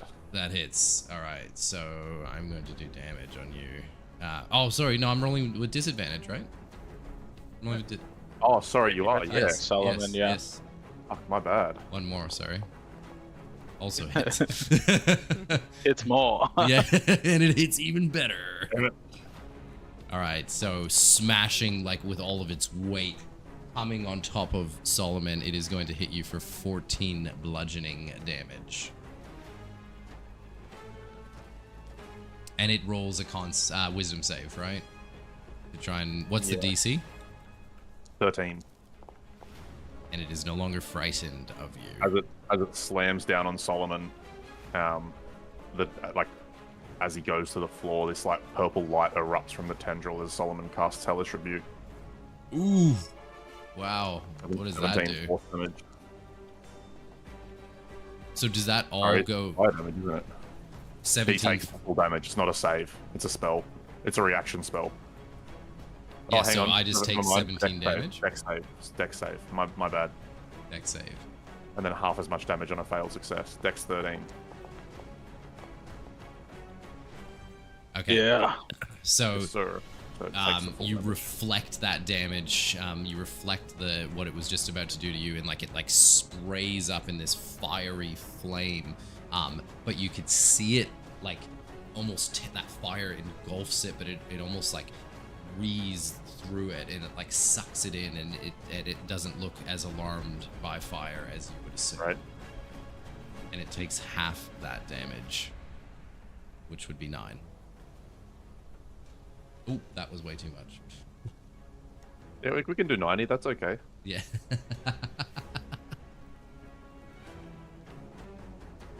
And that would be its turn. Done. LePage, you've just come to shaking the gunk off yourself. Yep. I wipe the gunk from my eyes and obviously wipe my chest. And I turn towards the fucking hideous monster. And I hit it with a Toll of the Dead. All right. Dong.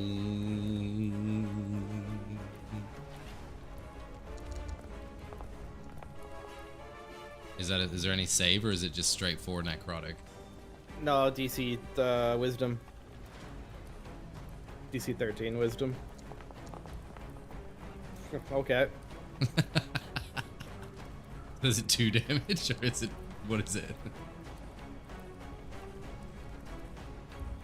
do I take? Don't you mitigate all of it? If the target is missing, it instead... No, necrotic damage. If the target is missing any of its hit points, it instead takes 1d12 necrotic damage. Yeah. But there's no save. There's no Yeah, save. there is. There's a wisdom Oh, you're save. right. You're right. So I do half. So it does 6. It does 6 damage. No, it does 2 damage. Okay, sure. 2 damage. But I thought it does full damage if I... Nah, don't worry about it. Wording's a bit funny. I don't think it does half damage at any point. It either happens or it doesn't. Yeah. Yeah. It happens or it doesn't. Oh, okay. Yeah. So Basically the idea is it's a really strong spell if it hits, because obviously if it's missing any hit points, it takes the extra damage. Yeah. as you ring the bell, it almost like the sound like bounces off the walls but doesn't reverberate like it typically does into the beast, and it like dissipates. And I tuck my tail between my legs, and I continue to do nothing this fight. Horatio. Am I? If I were to move, would I give opportunity? Yes. All right, I'm gonna disengage with the bonus. Yep.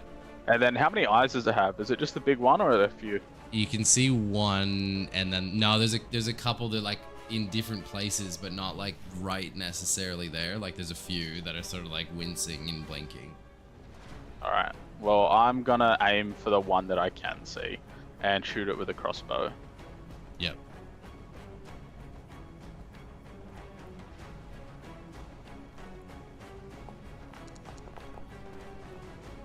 Does a 15 hit? That hits. Cool. I then am going to hit it with a good old sneak attack.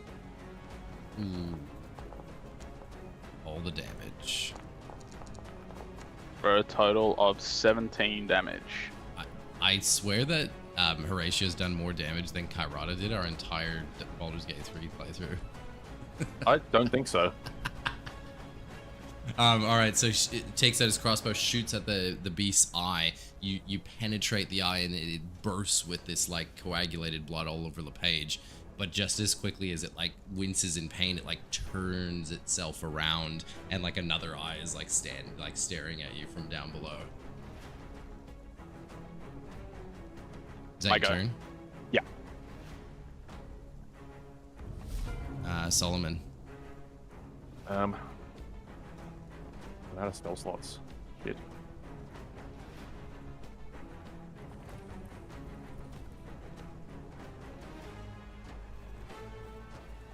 Okay, I'm gonna swing at it with the great sword then. Still think it's gonna do more damage than my other options. It's not gonna hit, is it? It's not gonna hit.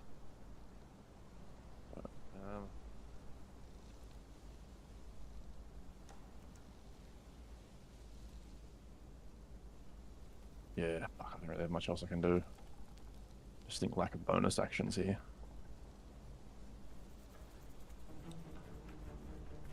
Action. Fuck it. I'm gonna use Favored by the Gods. If you miss with an attack roll, you can roll 2d4 and add it to the total.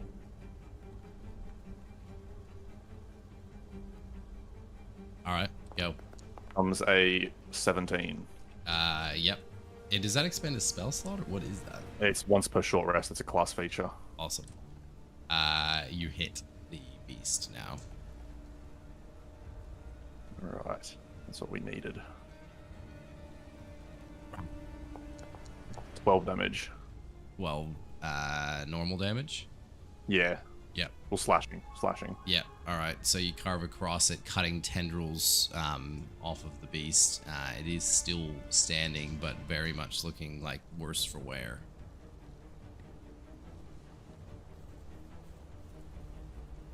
That is the end of my turn. Alright, it's Big Dog's turn now. So as Solomon, just as quickly as he slices through and like cuts off some of the tendrils, it like almost like retracts itself and then bursts like all this ooze and gush from all of the pores on its body, covering the three of you in this like acidic, sludgy slime, and all of you need to roll a Constitution saving throw. con save. DC 13 save. Yes, sir. We're up. We are not up.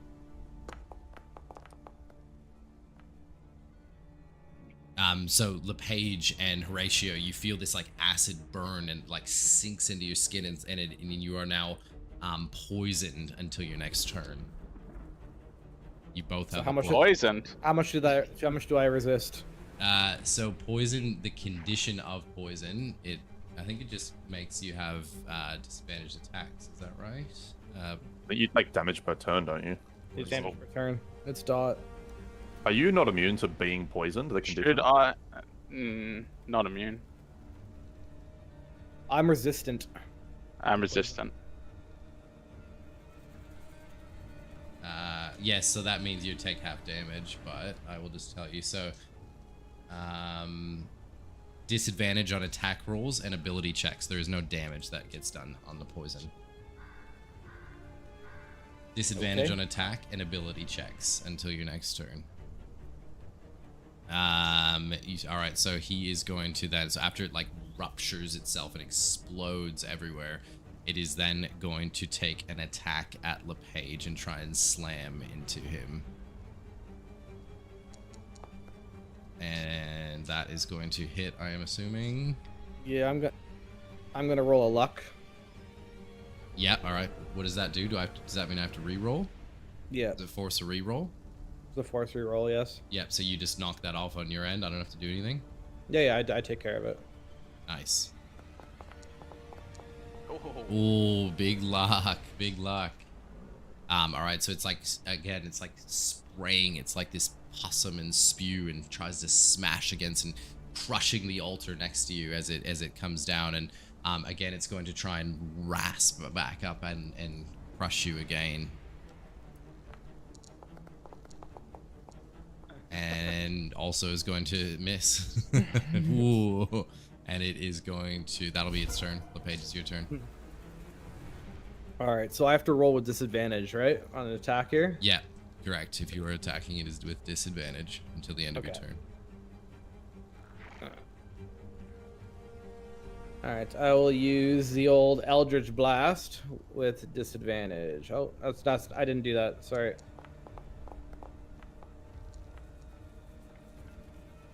Oh, fuck. Okay, well. So does that mean all of them miss? Yeah, that every dice I just threw. All everything misses again. Yeah. LePage is still down to 2 damage. Yeah, LePage has not done a single hit. All right. Yes, that misses. Fuck.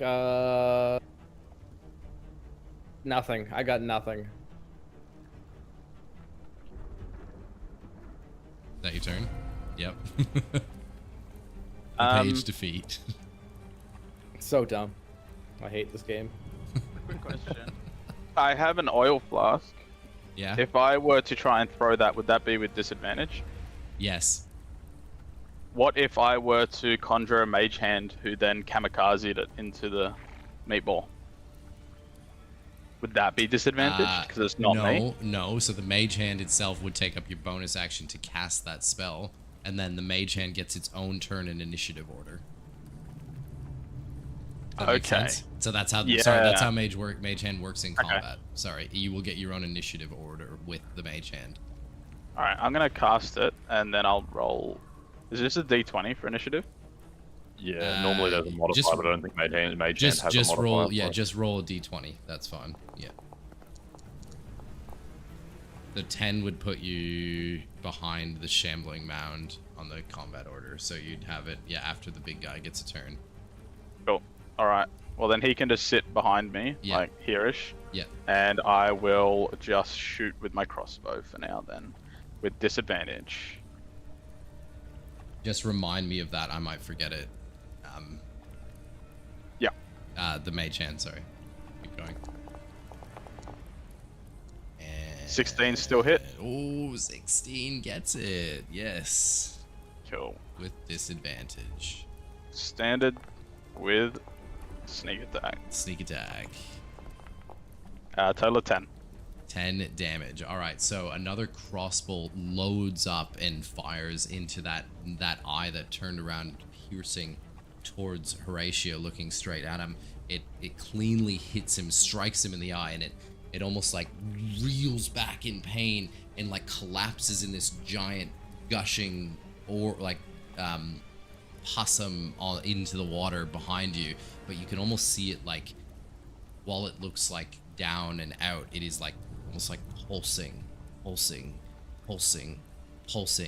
and then from that pile, the like mutilated corpse of like a child rips through and almost like stands up on these tentacles, and it's like this humanoid figure that is lurching now towards you, and it has regained, like, shedded the carapace of its former self, and it is now lurching towards the three of you. Don't have a photo though. It is creepy, but it is a child with like tendrils and like strong like tendrils that are like keeping it raised above the ground. It doesn't have legs, like its lower half is these tendrils. Is that the end of your turn, or you have a bonus action? No, I've already used the bonus. That's the end of my go. Solomon. I want to run up and take a big sort of like horizontal slash and try and separate the torso from the tendrils with my greatsword. Yeah. All right. 26. That is going to hit. 13 slashing damage. There's a whole bunch of like different tendrils. Like, what are you aiming for? Like, sort of arms pushing it up, or legs, like sort of tendril legs pushing it up? Like, I was kind of under the impression it was just like a torso with arms, and then just where the legs would be was tendrils coming down. Nah, a bunch of them. Like, it's almost like the mound has like the child is sort of like risen from the mound, but then there's still like a huge. It's still huge in size. Like, there's a bunch of different tendrils all around it, like an octopus with more than 8. Yeah, okay. It'd just be flavors, just a big slash across it then. If the idea would be to immobilize it, but if that's not really plausible, then just yeah, I mean, you can go and try and slash what you believe to be its like legs supporting it. I'm happy for you to try that. Yeah, we'll do that. Yeah. Like just below the waist, I suppose. Yeah. Okay, so you're striking for 13 damage. Nothing else happening. That's it. Okay, no. So you do successfully strike it for 13 damage. You do cut into and slash off like a few of these tendrils that you believe to be its leg, and it almost like it collapses into the water, but just as quickly as they were hewed off, more just spring out to replace them, and it re-establishes itself in front of you.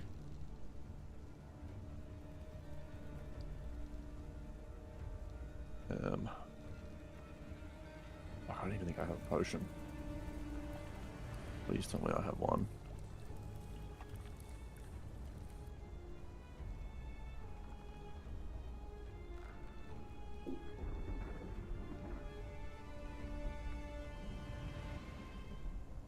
I don't. Fuck. That'll be the end of my turn then, unfortunately.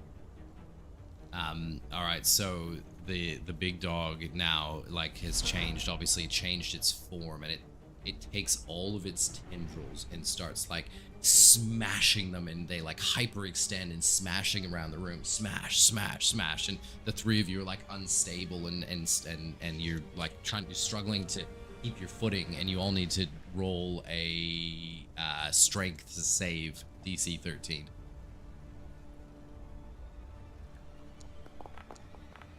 Went from an 18 to a 5.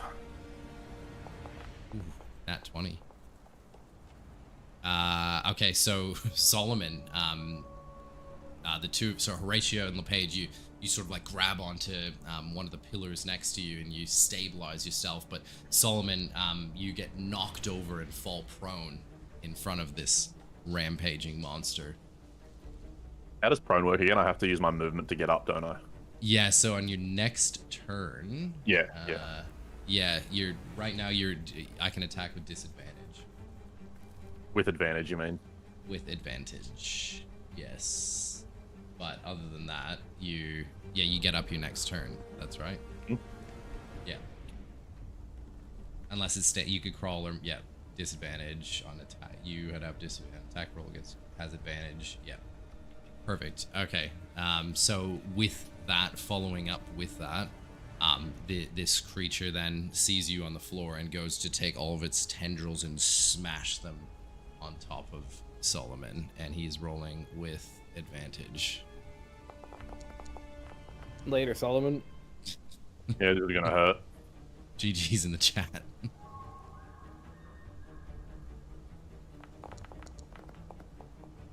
Whoa. 16 damage, Solomon. Yeah, Solomon pops the hit, and you see him like sort of try and slump up to his knees, but then falls back down unconscious. Ooh, Solomon is down. And that is the end of its turn. And it is the Mage Hand's turn now. Oh, right.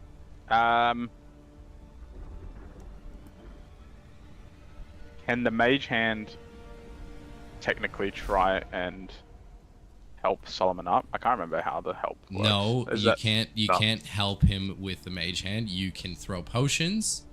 You can do different flavor things, but there's not a lot by way of like you can actually attack with the Mage Hand as well, but it's if you do pretty one weak. damage, you've done really well. Yeah. If Okay. you haven't missed, you've done well.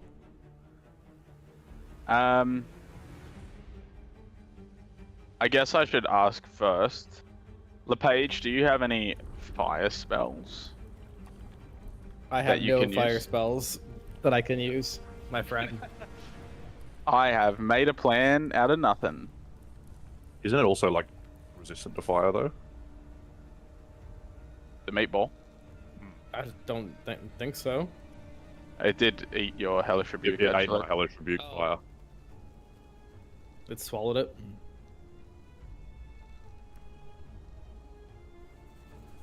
I do have an attack. Is it my turn? No, it's my Mage Hand. It's Mage Hand. Oh. Oh, it's Mage Hands, yeah. Sorry.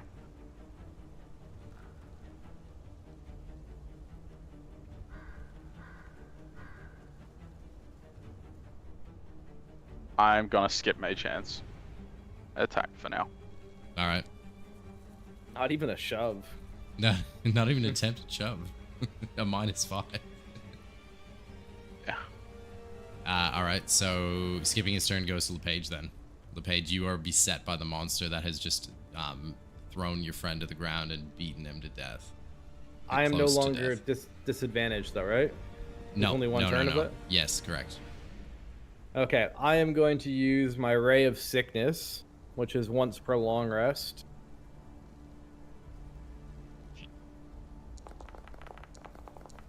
Does that hit? What was the to hit? 11? Yeah. No. Fuck me.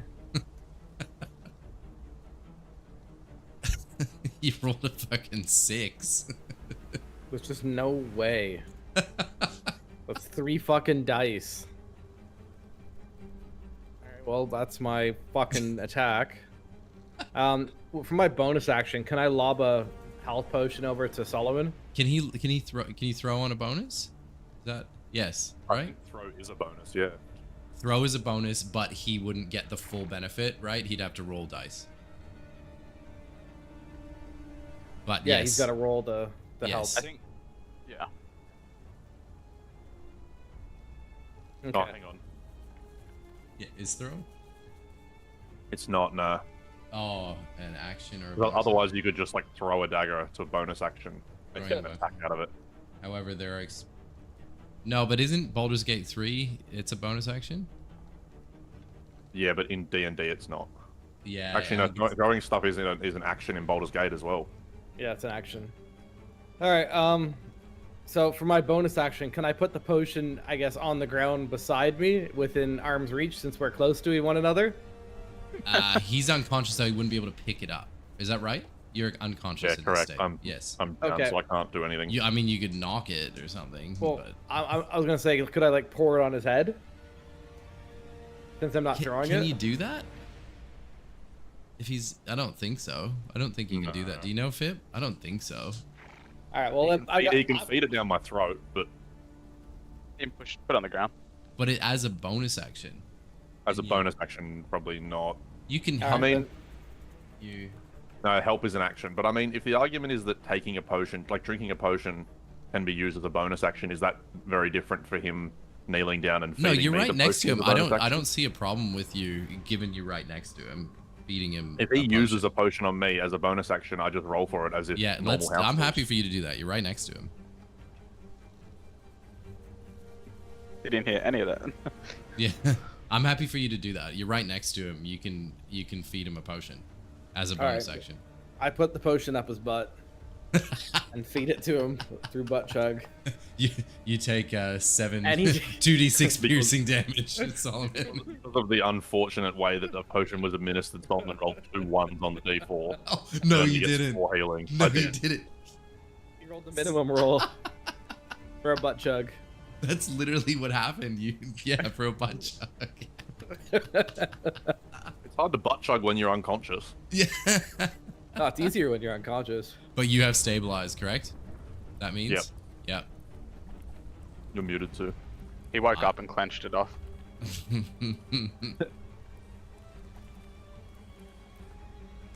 Is that your turn? Yeah, that's not all I can do. Horatio, save your friend. Oh, here's a shocker. Sneak attack. Sneak attack. Yeah. Sneak attack. Oh. I know that hits. That hits.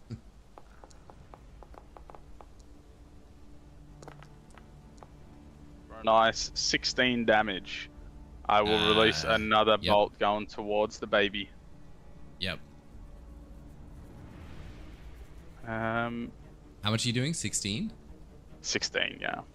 Do so much math. I wish it just did it for me. I need to fix that. Yep. Done. Okay. All right, so you hit it with a crossbow bolt, another one, and it's like you can see its rage because you've just peppered this thing with bolts, and more blood seeps out through the spot that you hit it, and it's your bonus action. I think with my bonus action, yeah, I'm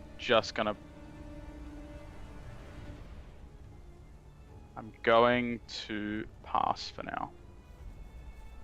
All right. Yeah. Solomon, you have just stabilized, but what are our homebrew rules now? I can't even remember. You can't do anything. The exhaustion thing. Yeah. Yeah. I get a level of exhaustion, which means You get a level of exhaustion. I think it's yeah. half movement to begin with. Yeah. It's something small.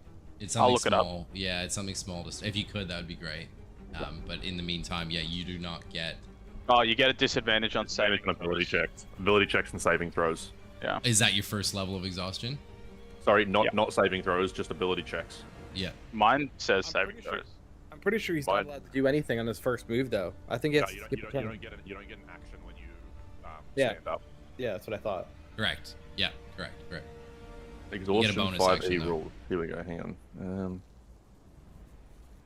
Level 1 of exhaustion. When a PC is exposed to the cause of exhaustion, they must make a con saving throw. It's the fucking first level. Okay. Disadvantage on all ability checks. When you roll an ability check, they must roll 2d20s and take the lower result. Doesn't say anything about saving throws. It's a Oh, homebrew. mine's it's from homebrew. when we did It's it. homebrew. Yeah. Oh, yours is okay. It's Okay, homebrew. I was looking in actual D&D rules. No, I no, didn't sorry. realize the It's rule got homebrew. okay. I'm trying to. I don't know why I can't find it. I've just posted it in the D&D. I had just Sure. always assumed that the exhaustion thing that we were using for combat was the same as the normal exhaustion rules. I didn't realize we had different ones.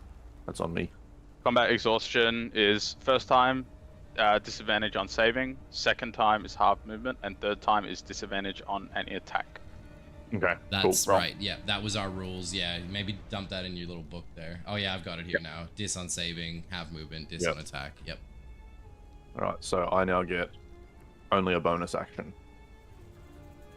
Correct. Well, that's unfortunate because I don't really have many good bonus actions yet. Shove. Shove, shove, shove. I'm not shoving it, bro. He gets up I and don't even shoves have a it. potion to drink. Oh, I'm just gonna have to end my turn. I just cop it on the chin. End your turn. All right. Hmm. So the big guy, after seeing you get back up, it is going to take a run at LePage and trying to give him the business. I get a tackle opportunity. Whoa. I will give you an attack of opportunity. Yes. Only because he knows he's about to fucking murk LePage. Yeah. I'm also gonna use a luck. I don't think you can make him re-roll the nat 20s, can you? No. Definitely can. No, for the luck one, I remember Brad looked it up. D20s you can't. D20 Nat overrides luck. Nat 20 overrides it. Oh yeah, no. It doesn't say anything about that. You have 3 luck points per long rest. Whenever you attack, yada yada yada, check or save and throw, and attack rolls made against you, you can spend 1 roll to roll an additional d20, and you can choose which die to use. You can choose the luck points after you roll the die, but before the outcome is determined. It doesn't say anything about d20 mitigating it. So, hang on then. A nat 20. Wouldn't that also, but because it has to be done before the outcome is determined, doesn't that mean before he rolls his dice, before it's a hit? Like, it's not a reactive thing. You have to use lucky in advance. Like, if you're on low health and you're about to die, then you choose to use lucky, and then you both get to roll. You can't wait till he rolls a nat 20 to be lucky. I've already said this to Brad, and Brad's told me not to do it that way. Oh, okay. Well, then, yeah, I can't see anything about a nat 20 in the rules either. Brad's told me to react based on it. I've Yeah, already that's said how that it is in Baldur's Gate. I'll have a look at it after just to make sure that that is correct, and I might have think to it makes readjust sense that. But a nat 20 doesn't override it, but Yeah, you can. You're the DM. You can tell me it does, but I'm just saying the no, skill because I written here- don't know right now, and I can't look it up in the same time. I'm happy for it to just roll. I'm happy to roll again, but I think Fip, you're on to something about the you have to decide before. But I'll look it up. It doesn't matter. we should do it one way or the other. Either it's got to I be agree. predictive, Yeah, I or agree. a nat 20 overrides it. I will look it up. I'd rather just do it as per the rules, so I'll just make sure that that's correct. But I can't right now. But I am going to re-roll that attack. And that's probably going to hit still LePage. And he's going to roll damage. At least it's not a nat 20 this time. What did you roll? For It's hidden. 12 19. damage. I rolled 19. Sorry, I didn't think it was hidden. And for 12 damage, he is smashing you with his tentacles, LePage. Okay. And he is also going to take another run at the LePage as well. Just belting him on the top of the head. Yeah, LePage is just getting absolutely rinsed. Absolutely rinsed. Is that hit? I don't know. I can't see your rolls. Sorry, 13. 13 hit. Can you not see that? No, I can't see any rolls. I can see. Oh, my shit's not 13. linked anymore for whatever reason. It's just on BTT. Yeah, it's not. My VTT's not showing it. Interesting. Does 13 hit? No. No. All right, that's the end of his turn. He misses. LePage, it is your turn. All right, LePage getting absolutely butt fucked by the goblin, fucking Same. tendril, fucking whatever. Beast. There's absolutely nothing he can possibly do other than Eldritch Blast. So that's what he's gonna go for. Do I have any negative effects on me right now? Am I disadvantaged at all? No, you're not. Okay. For fuck's sakes. I just I skip my turn and Yeah. I just say GG.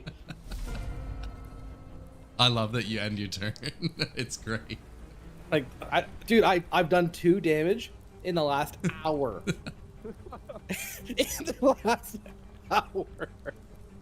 Count the turntables.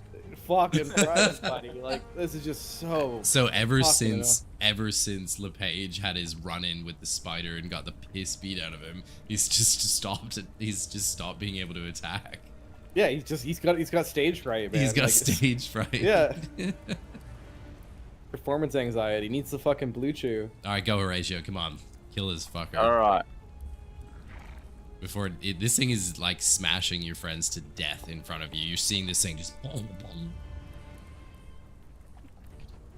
Is it 21 hit? Yes, sir. All right, cool. We are launching yet another bolt. Whoa, big one. Let's go. 1, 1, 3. For a total of 9. 9 damage. All right, another crossbow sears into this thing and it winces back in pain, but still running towards your friends, beating them to death. Just saying, we skipped the mage hand's turn. It was meant to be after mine. We did skip the mage hand's turn. If you want to go back and do that, you can. Well, what I'll do is I'll combine it with mine right now, and I am going to give the mage hand one side of the rope, and I'm going to hold a different one, and we're going to run around the little baby and try and tie him up. God. Fuck yeah, I like that. Okay, you're gonna have to roll a pretty significant save for that.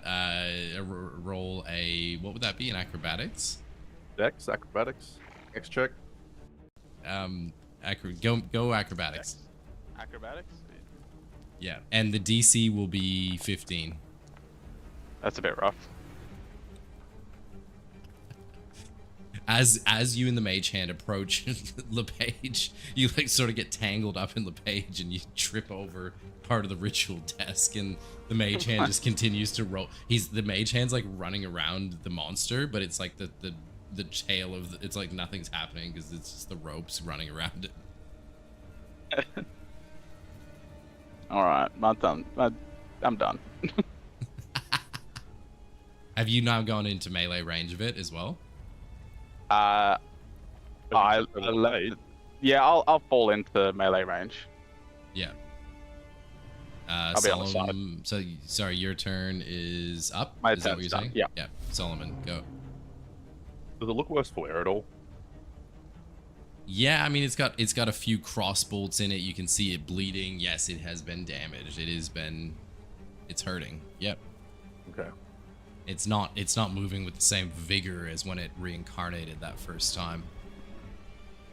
And it's like faceless. So I forgot to describe its face. It's like faceless as well. Like there's nothing. It's just like the figure.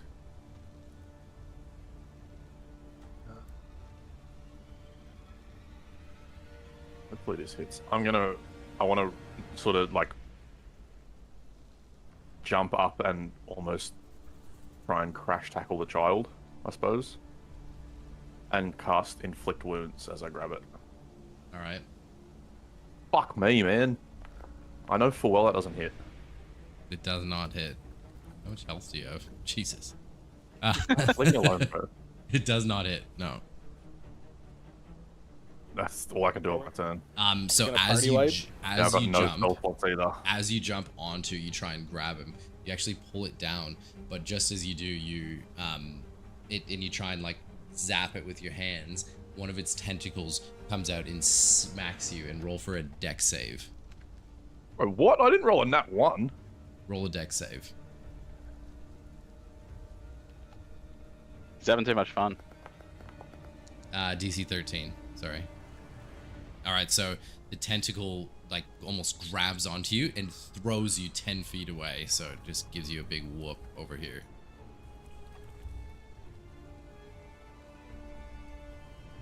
Is that your end of your turn? Yeah. You like crash into the wall like a waves just. All right, the mound is gonna, or the big dog is gonna look for a chance to attack Horatio, who's been just piercing it with all these arrows, and it is going to go for a slam attack with its tentacles. And that is going to hit, I would have thought. Yep. Oh my god. It's fucking over, boys. It's fucking Jover. I don't think Horatio's taking damage yet. Well, he just took it then. Yeah. All right, so again, like these same tentacles that you have seen belting your friends to oblivion start to, he just runs over to you and just takes like 4 of them and right on your head, smacking you for all of that damage. And simultaneously, he takes like he uplifts and uproots himself, goes on top of you, and like engulfs you in all of its tentacles, so you are now restrained within them. This is not good. It is your mage hand's turn.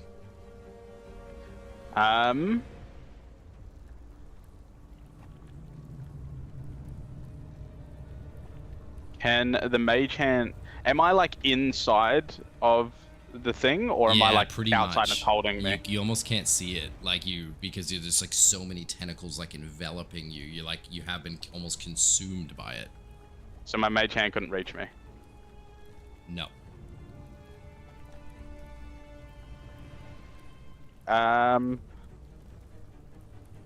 Then no, it'll do nothing because I can't think of anything good. All right, it is LePage's turn. Come on, LePage. Come on, LePage. All right. Come on, be the hero. Be the hero. So I'm gonna use my last bit of lucky ahead of time, and I'm gonna roll Here we fucking go. with advantage. Here we go. I'm using my last luck die I have, and I'm going to attack with Eldritch Blast. Eldritch Blast. And hopefully, Come on. fucking do. Oh, you for fuck's sakes! I fucking quit. No, you don't. I actually just fucking quit. Like, this is so stupid. This is so stupid. I've used. Okay, like just so you guys are aware, I've used 3 luck actions. I've used my long rest action. I've used advanced rolls. I have failed every fucking roll for over an hour. Solomon did it for over fucking 20 episodes. I don't know how you kept playing this game, man, because I'm getting so angry. I'm so angry. I'm so Days where angry. I was about ready to fucking turn the PC off. I'm there. Like, I'm like, what the fuck do I do? Curtis is like, Alright. I hope this is a TPK. Yeah, like, just fucking end. Yeah. Is that your turn? Fucking, yeah, it's my fucking turn. I gotta fucking move. He's gonna bring a new character sheet to Friday. Yeah. Ratio con save. Mage hand as well. Timmy the tailor. Blah. No, that you are restrained, constricted, and blinded, my friend. You will be losing your turn. Mage hand. Hey, DM, Yes. can I still only use that thing one time per time? I'm assuming. Yeah, because you're restrained. You can't. Yeah, you Yeah. can't. You couldn't flick that off. Sorry. Mage hand? Mage hand. Did we miss the mage hand turn? No. Dude, No, we didn't. I skipped it because I don't know what to do with the mage hand. That's right. Yeah, he you did. He can't skipped restrain it. you. He Nah, can't get to me. He's. Yeah, I said he would be too. Okay. He wouldn't be strong I must enough. have completely glossed over that. Yeah. I wish I did. So I believe that would be your turn. You can't do anything. Yeah. Solomon, you gonna save the day? I don't know what you want me to Jesus. do, man. I have no spell slots. I'm not hitting with my fucking sword. You guys aren't leaving the ritual chamber.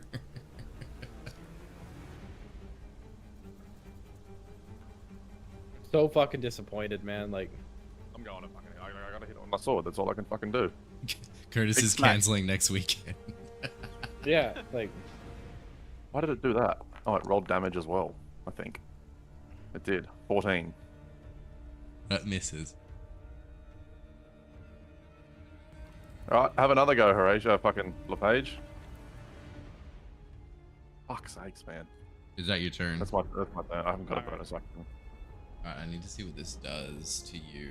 You are inside of it, so you have to do. You will get attacked now. So it is going to. Alright, so Horatio, being inside of it, it is like starting to twist and like break your bones while it's like engulfing you. and it is going to roll 2d4 plus 3, 2, 3 plus 3, 8 damage while you're inside it, getting constricted. You're being blasted for 8 damage. While you're inside it, you're being blasted for damage. Are you still standing? I You are. am still restrained. All right, so it is going to go for like it is now going to take you and try and slam you into the ground, breaking all of your bones in the process. And that is going to hit, I am assuming. That will hit, yeah. It is rolling its damage. Fuck. Settle down. 19 smashing damage. So it takes you, like, pulls you out, so you're it exposes you. As it does this, and as it like reaches up to the sky, it exposes this like its heart, like its grotesque, like beastly heart, like drapes out of it as it's up in the air, and it smashes you down. But this heart is like writhing on the outside of it at this stage. This is what's known as throwing us a bone. Sorry, was it even my turn?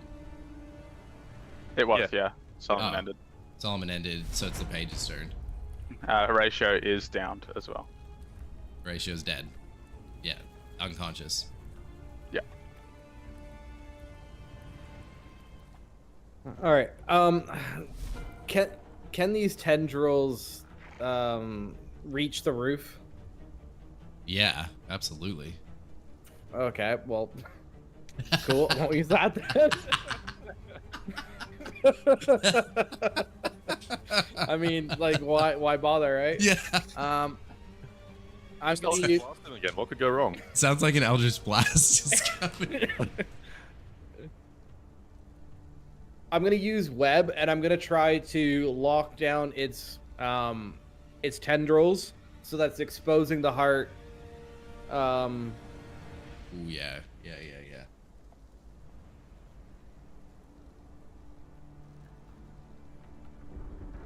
So It's web- not how the spell works, unfortunately. The spell, it just creates difficult terrain. No, web restrains. Oh, does it? Yeah. Oh, sure. Each- Okay, on a failed save. Each creature yeah. yeah. So there's a restraint. So that's what I'm kind of doing. Is I'm trying Yeah. to restrain its tendrils from at least blocking the heart. Yeah. Maybe I'm not exposing the heart, but I'm restraining them in a way that Yes. they're less. I do active. have a DC 13 save to not get restrained, correct? Yeah. Yep. Dexterity save.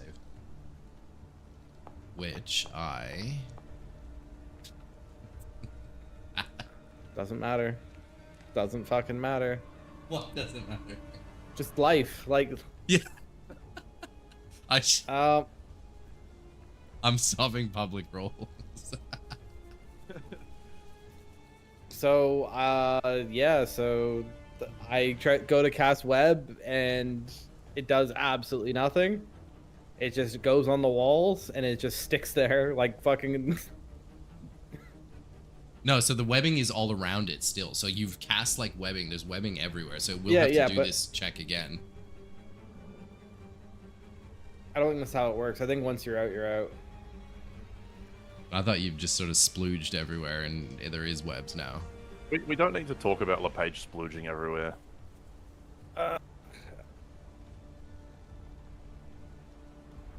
Each creature that starts its turn in the webs Yeah, but must he's not. make a dex saving throw. Okay, so. Yes, It's okay, so he's not stuck this turn, but he could be stuck another turn. correct. Yes. Okay.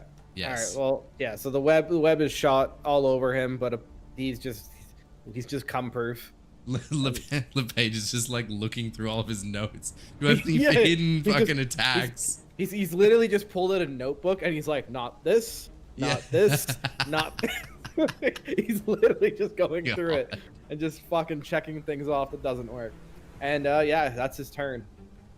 Horatio, roll a death save, please.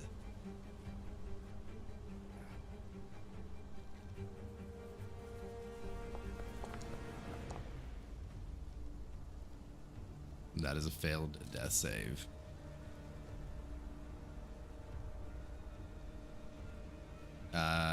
Solomon, your turn.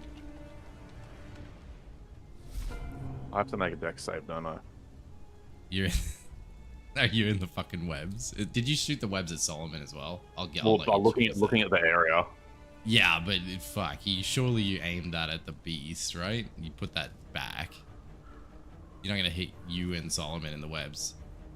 Acrid. LePage. Yeah.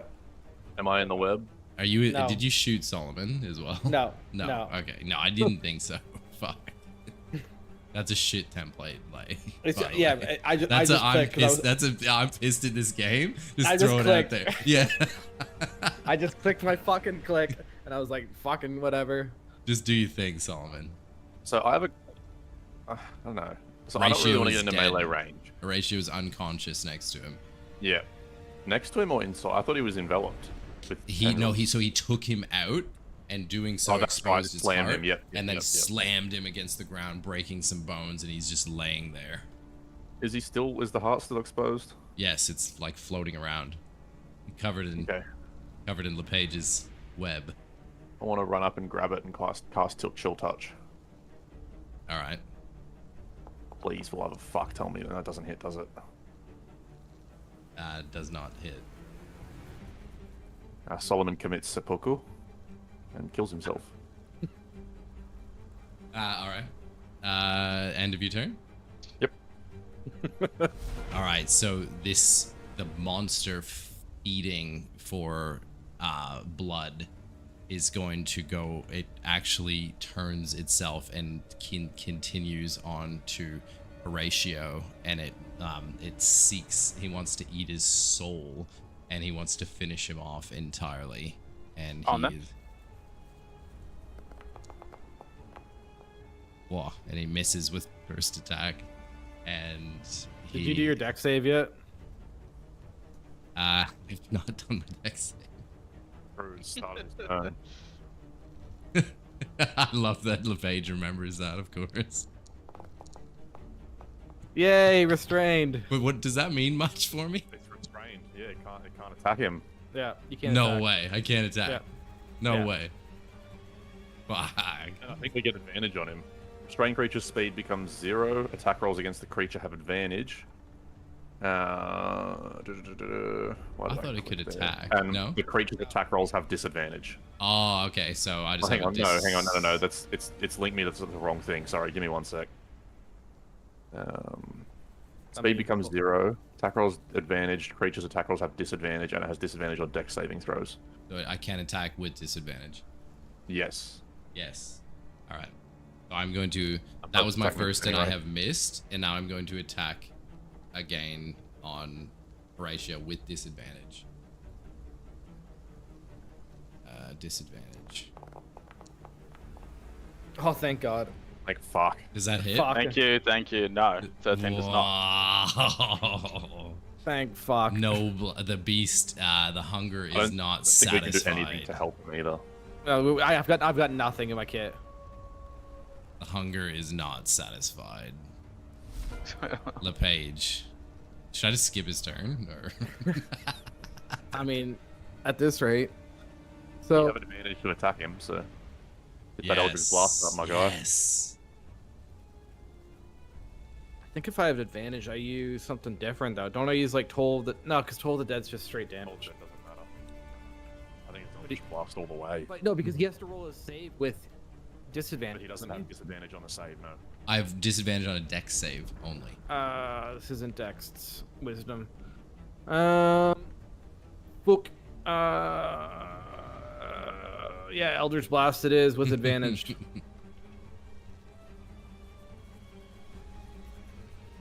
Holy fuck!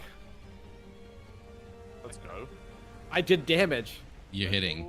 That hits. It hit. It hit. You hit. Oh my god, I did real damage. I actually did. Oh, it's real still damage. spinning. It's still spinning. 12 damage. Oh my gosh. Here we go. All right. So talk me through this.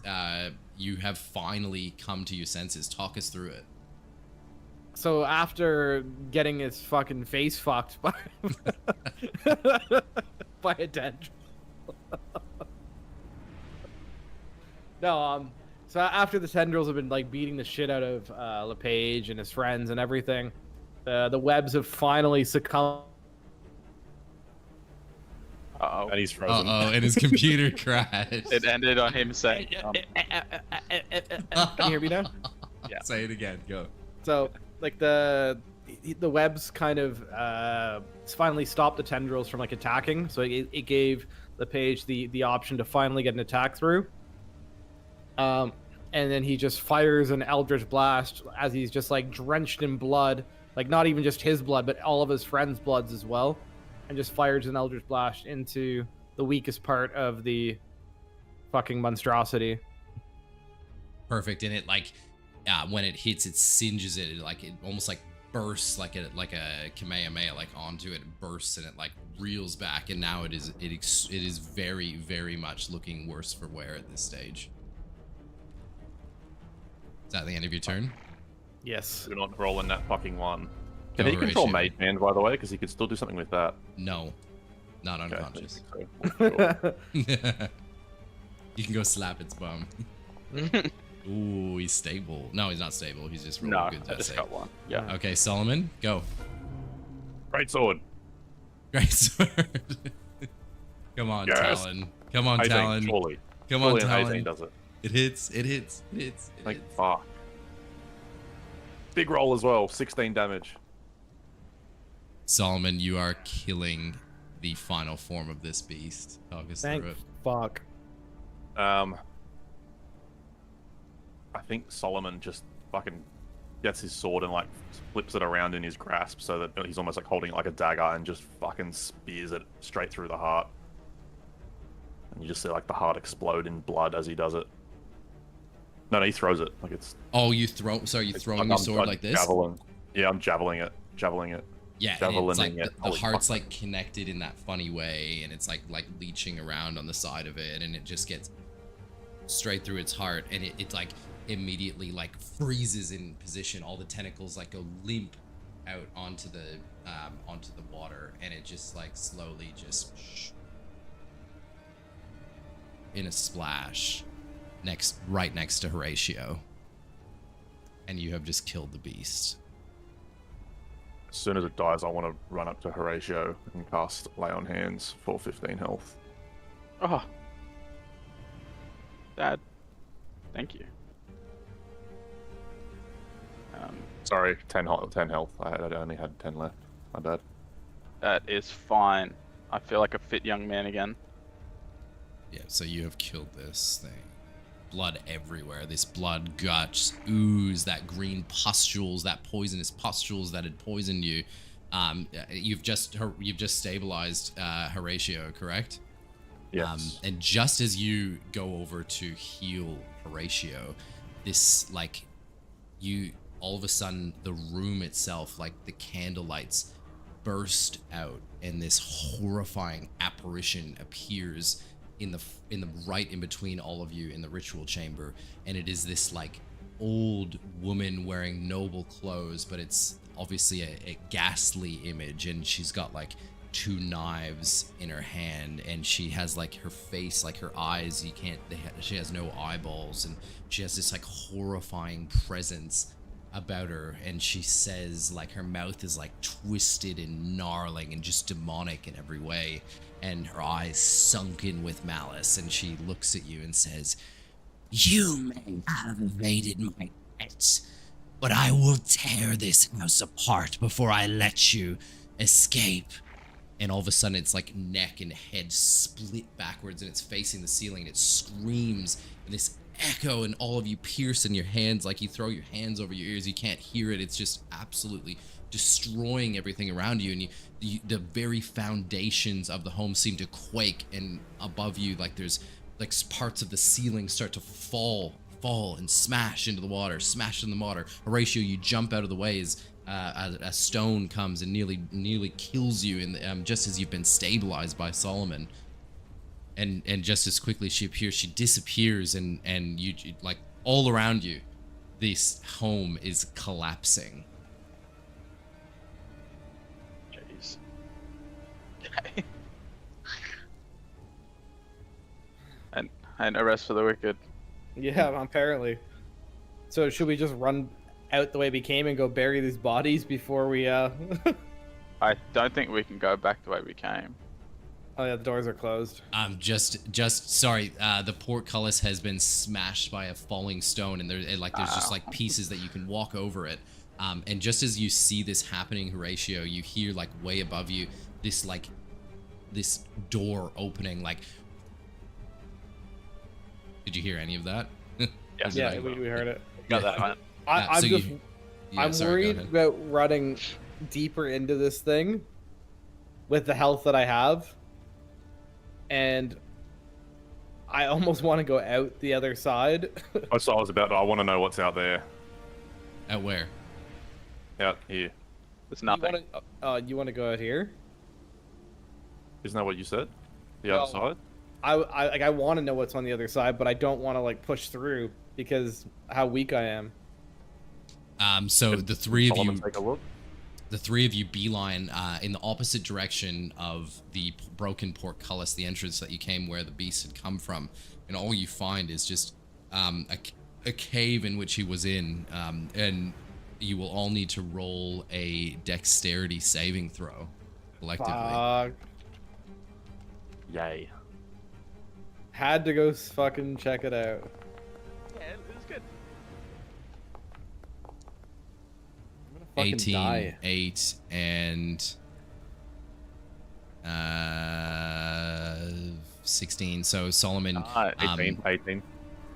so Solomon, you failed to say you failed it. So like a piece of the ceiling rips off in this cave. A cavernous piece of like a stalagmite comes and strikes you on the shoulder for 1d4 damage. Yay. And Solomon is going to bed. Solomon is knocked unconscious by this falling stone. I put my hand on Solomon's shoulder and I say, "Get up, old man. We gotta get out of here." And I pull him up and I stabilize That him. just makes me stable. It doesn't mean I can do anything. I'm still unconscious. In actual D&D rules. All right. I tie rope to his ankles and I start dragging him.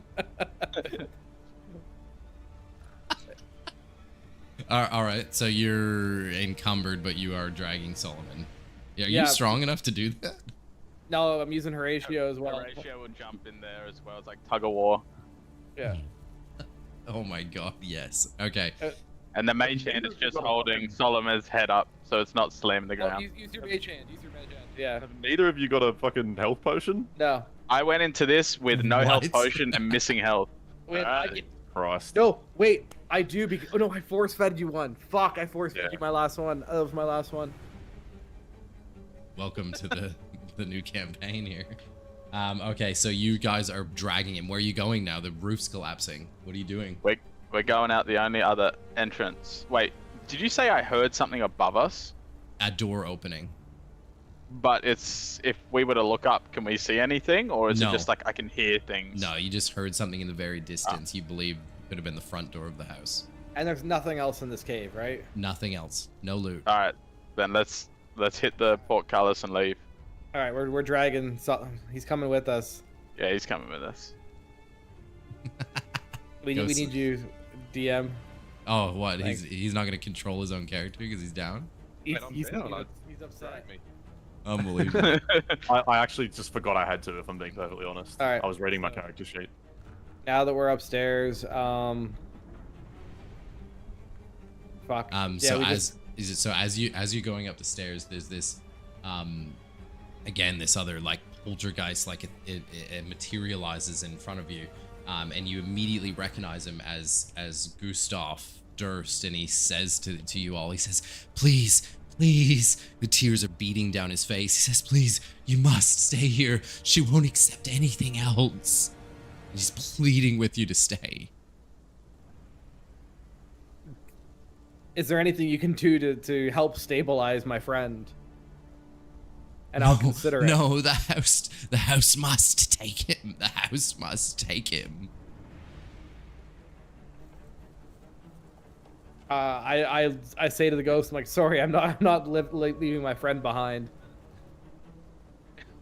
No, you must all stay. You must all stay.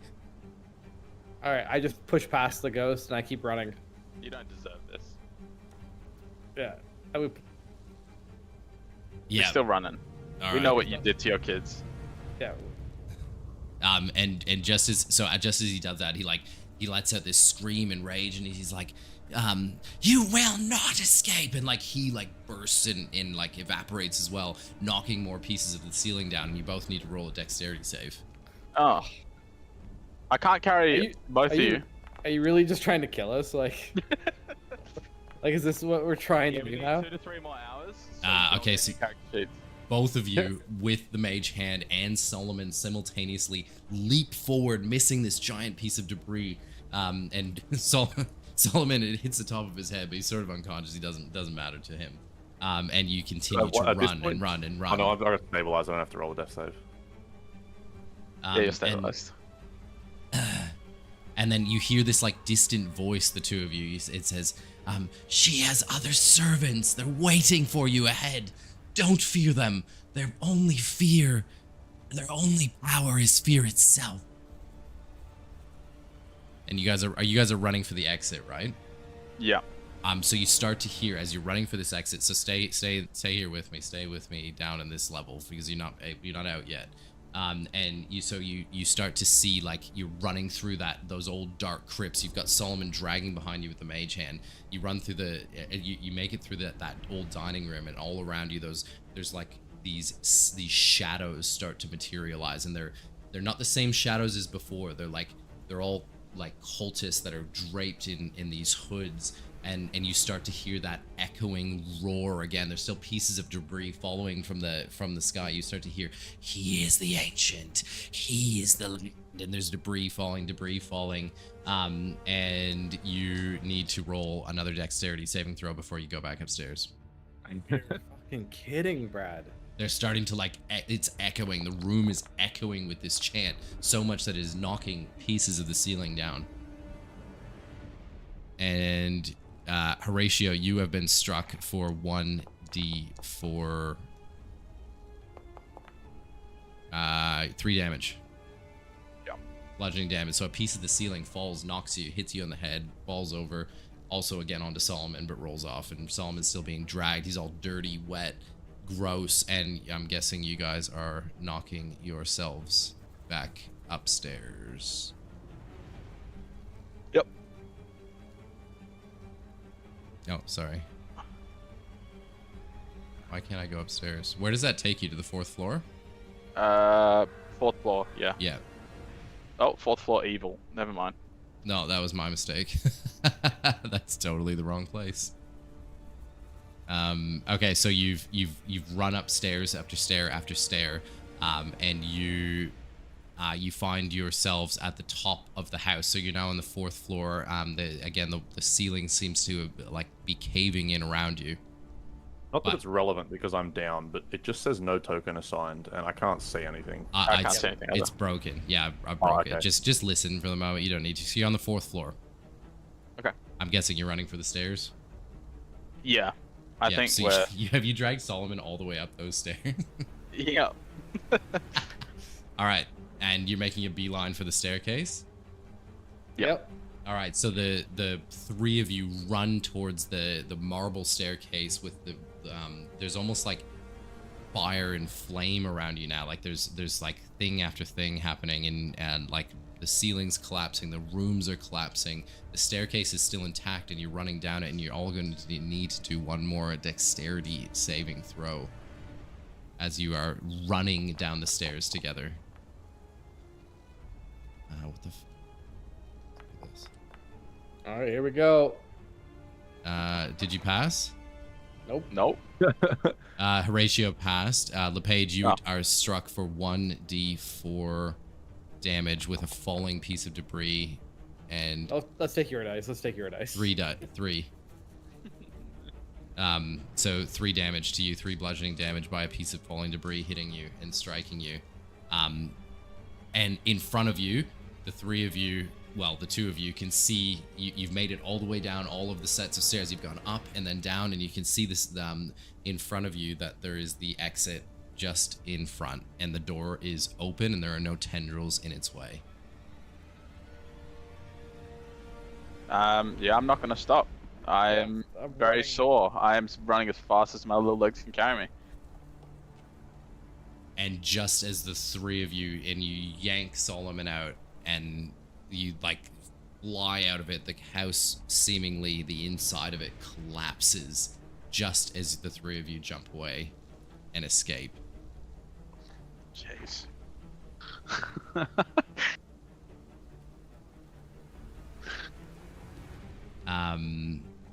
Well, I was getting pumped up there.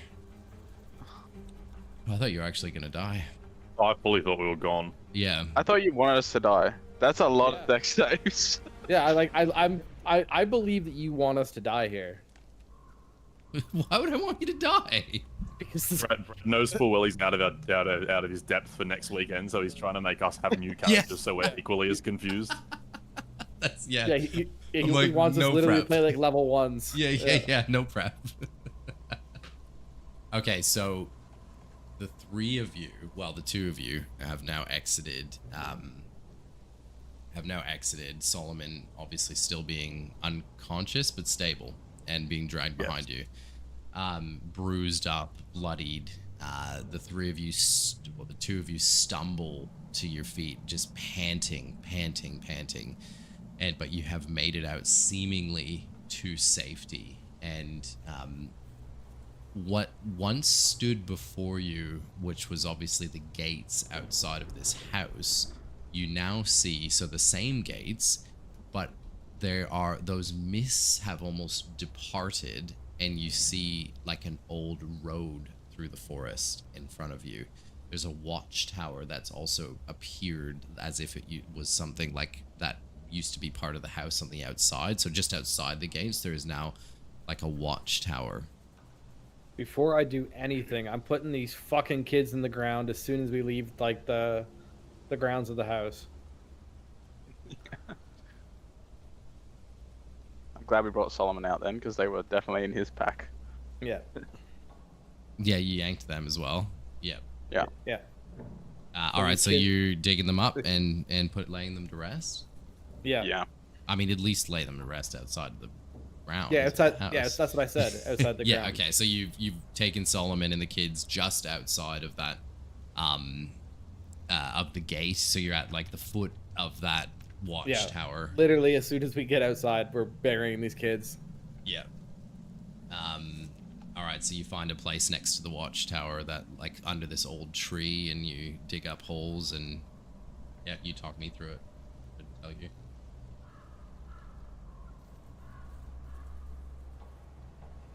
I'm just digging up the holes and putting them in the ground. Yeah. Perfect. Is Solomon still unconscious, stable? All right. Well, I don't have anything better, so I grab Solomon's greatsword and uses it as a shovel to try and dig out some dirt. And then we place the little skeletons inside. This thing is absolutely like 3 times your height. Hey, I'm strong.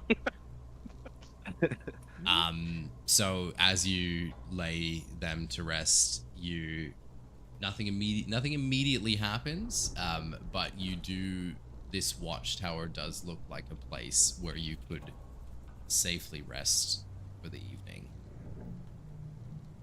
Okay. I think I would pay my respects to the newly dug grave, and then continue dragging Solomon towards this watchtower.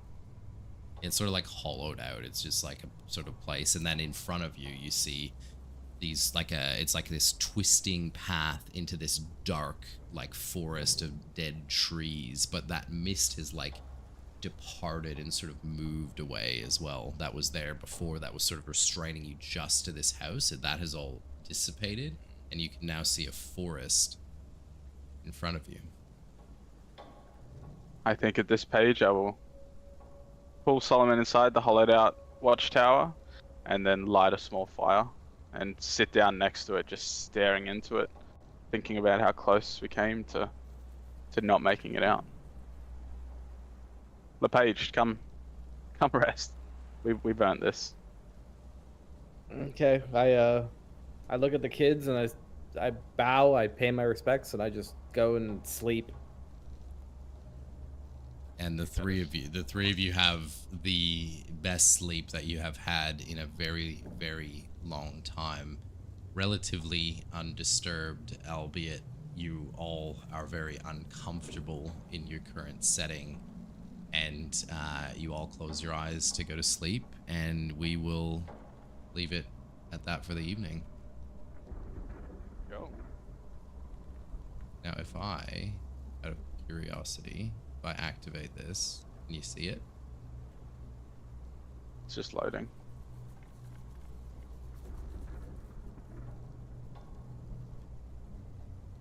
I fucking cannot believe how much damage I fucking took. It's still just loading. That's all right. Yeah. I didn't take damage often, but when I did, it hurt. I took damage often. Brad did my entire health bar if I was fully healed in 2 hits. So I never got down, but I just fucking... I lost every single fucking check this tonight. when we went into that fight, I had 23 health and no health potions, so we did well. I'm just gonna farewell the viewers. I'll mute you guys. You can talk amongst each other. Thank you so much for the viewership, everyone. Really, really, really appreciate it. Back next week, and yeah, everyone take care. Thank you so much. All right, long rest has been taken. Everything's good. Long rest, thank fuck. I can see the top right of the map because we got fog of war, so that's cool. Yeah, so you can only see a little bit, I'm guessing? Yeah. Yeah, I can only see just below the menu and the menu. And you can see like player marker here. Yeah. Yes, yeah. Yeah, cool. What a Alright. fucking... That's huge. I did not have fun tonight.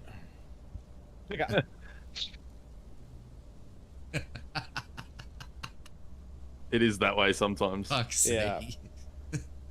I didn't have fun, guys. Like I tried to have fun. I tried really hard to be like creative and enjoy shit, but like I had no spells. Yeah, it makes that. I had nothing at all, and everything I did do fucking failed. Welcome to the Had Curse fun. of Strahd. It just like it literally felt like I was playing with fucking debuffs the whole game.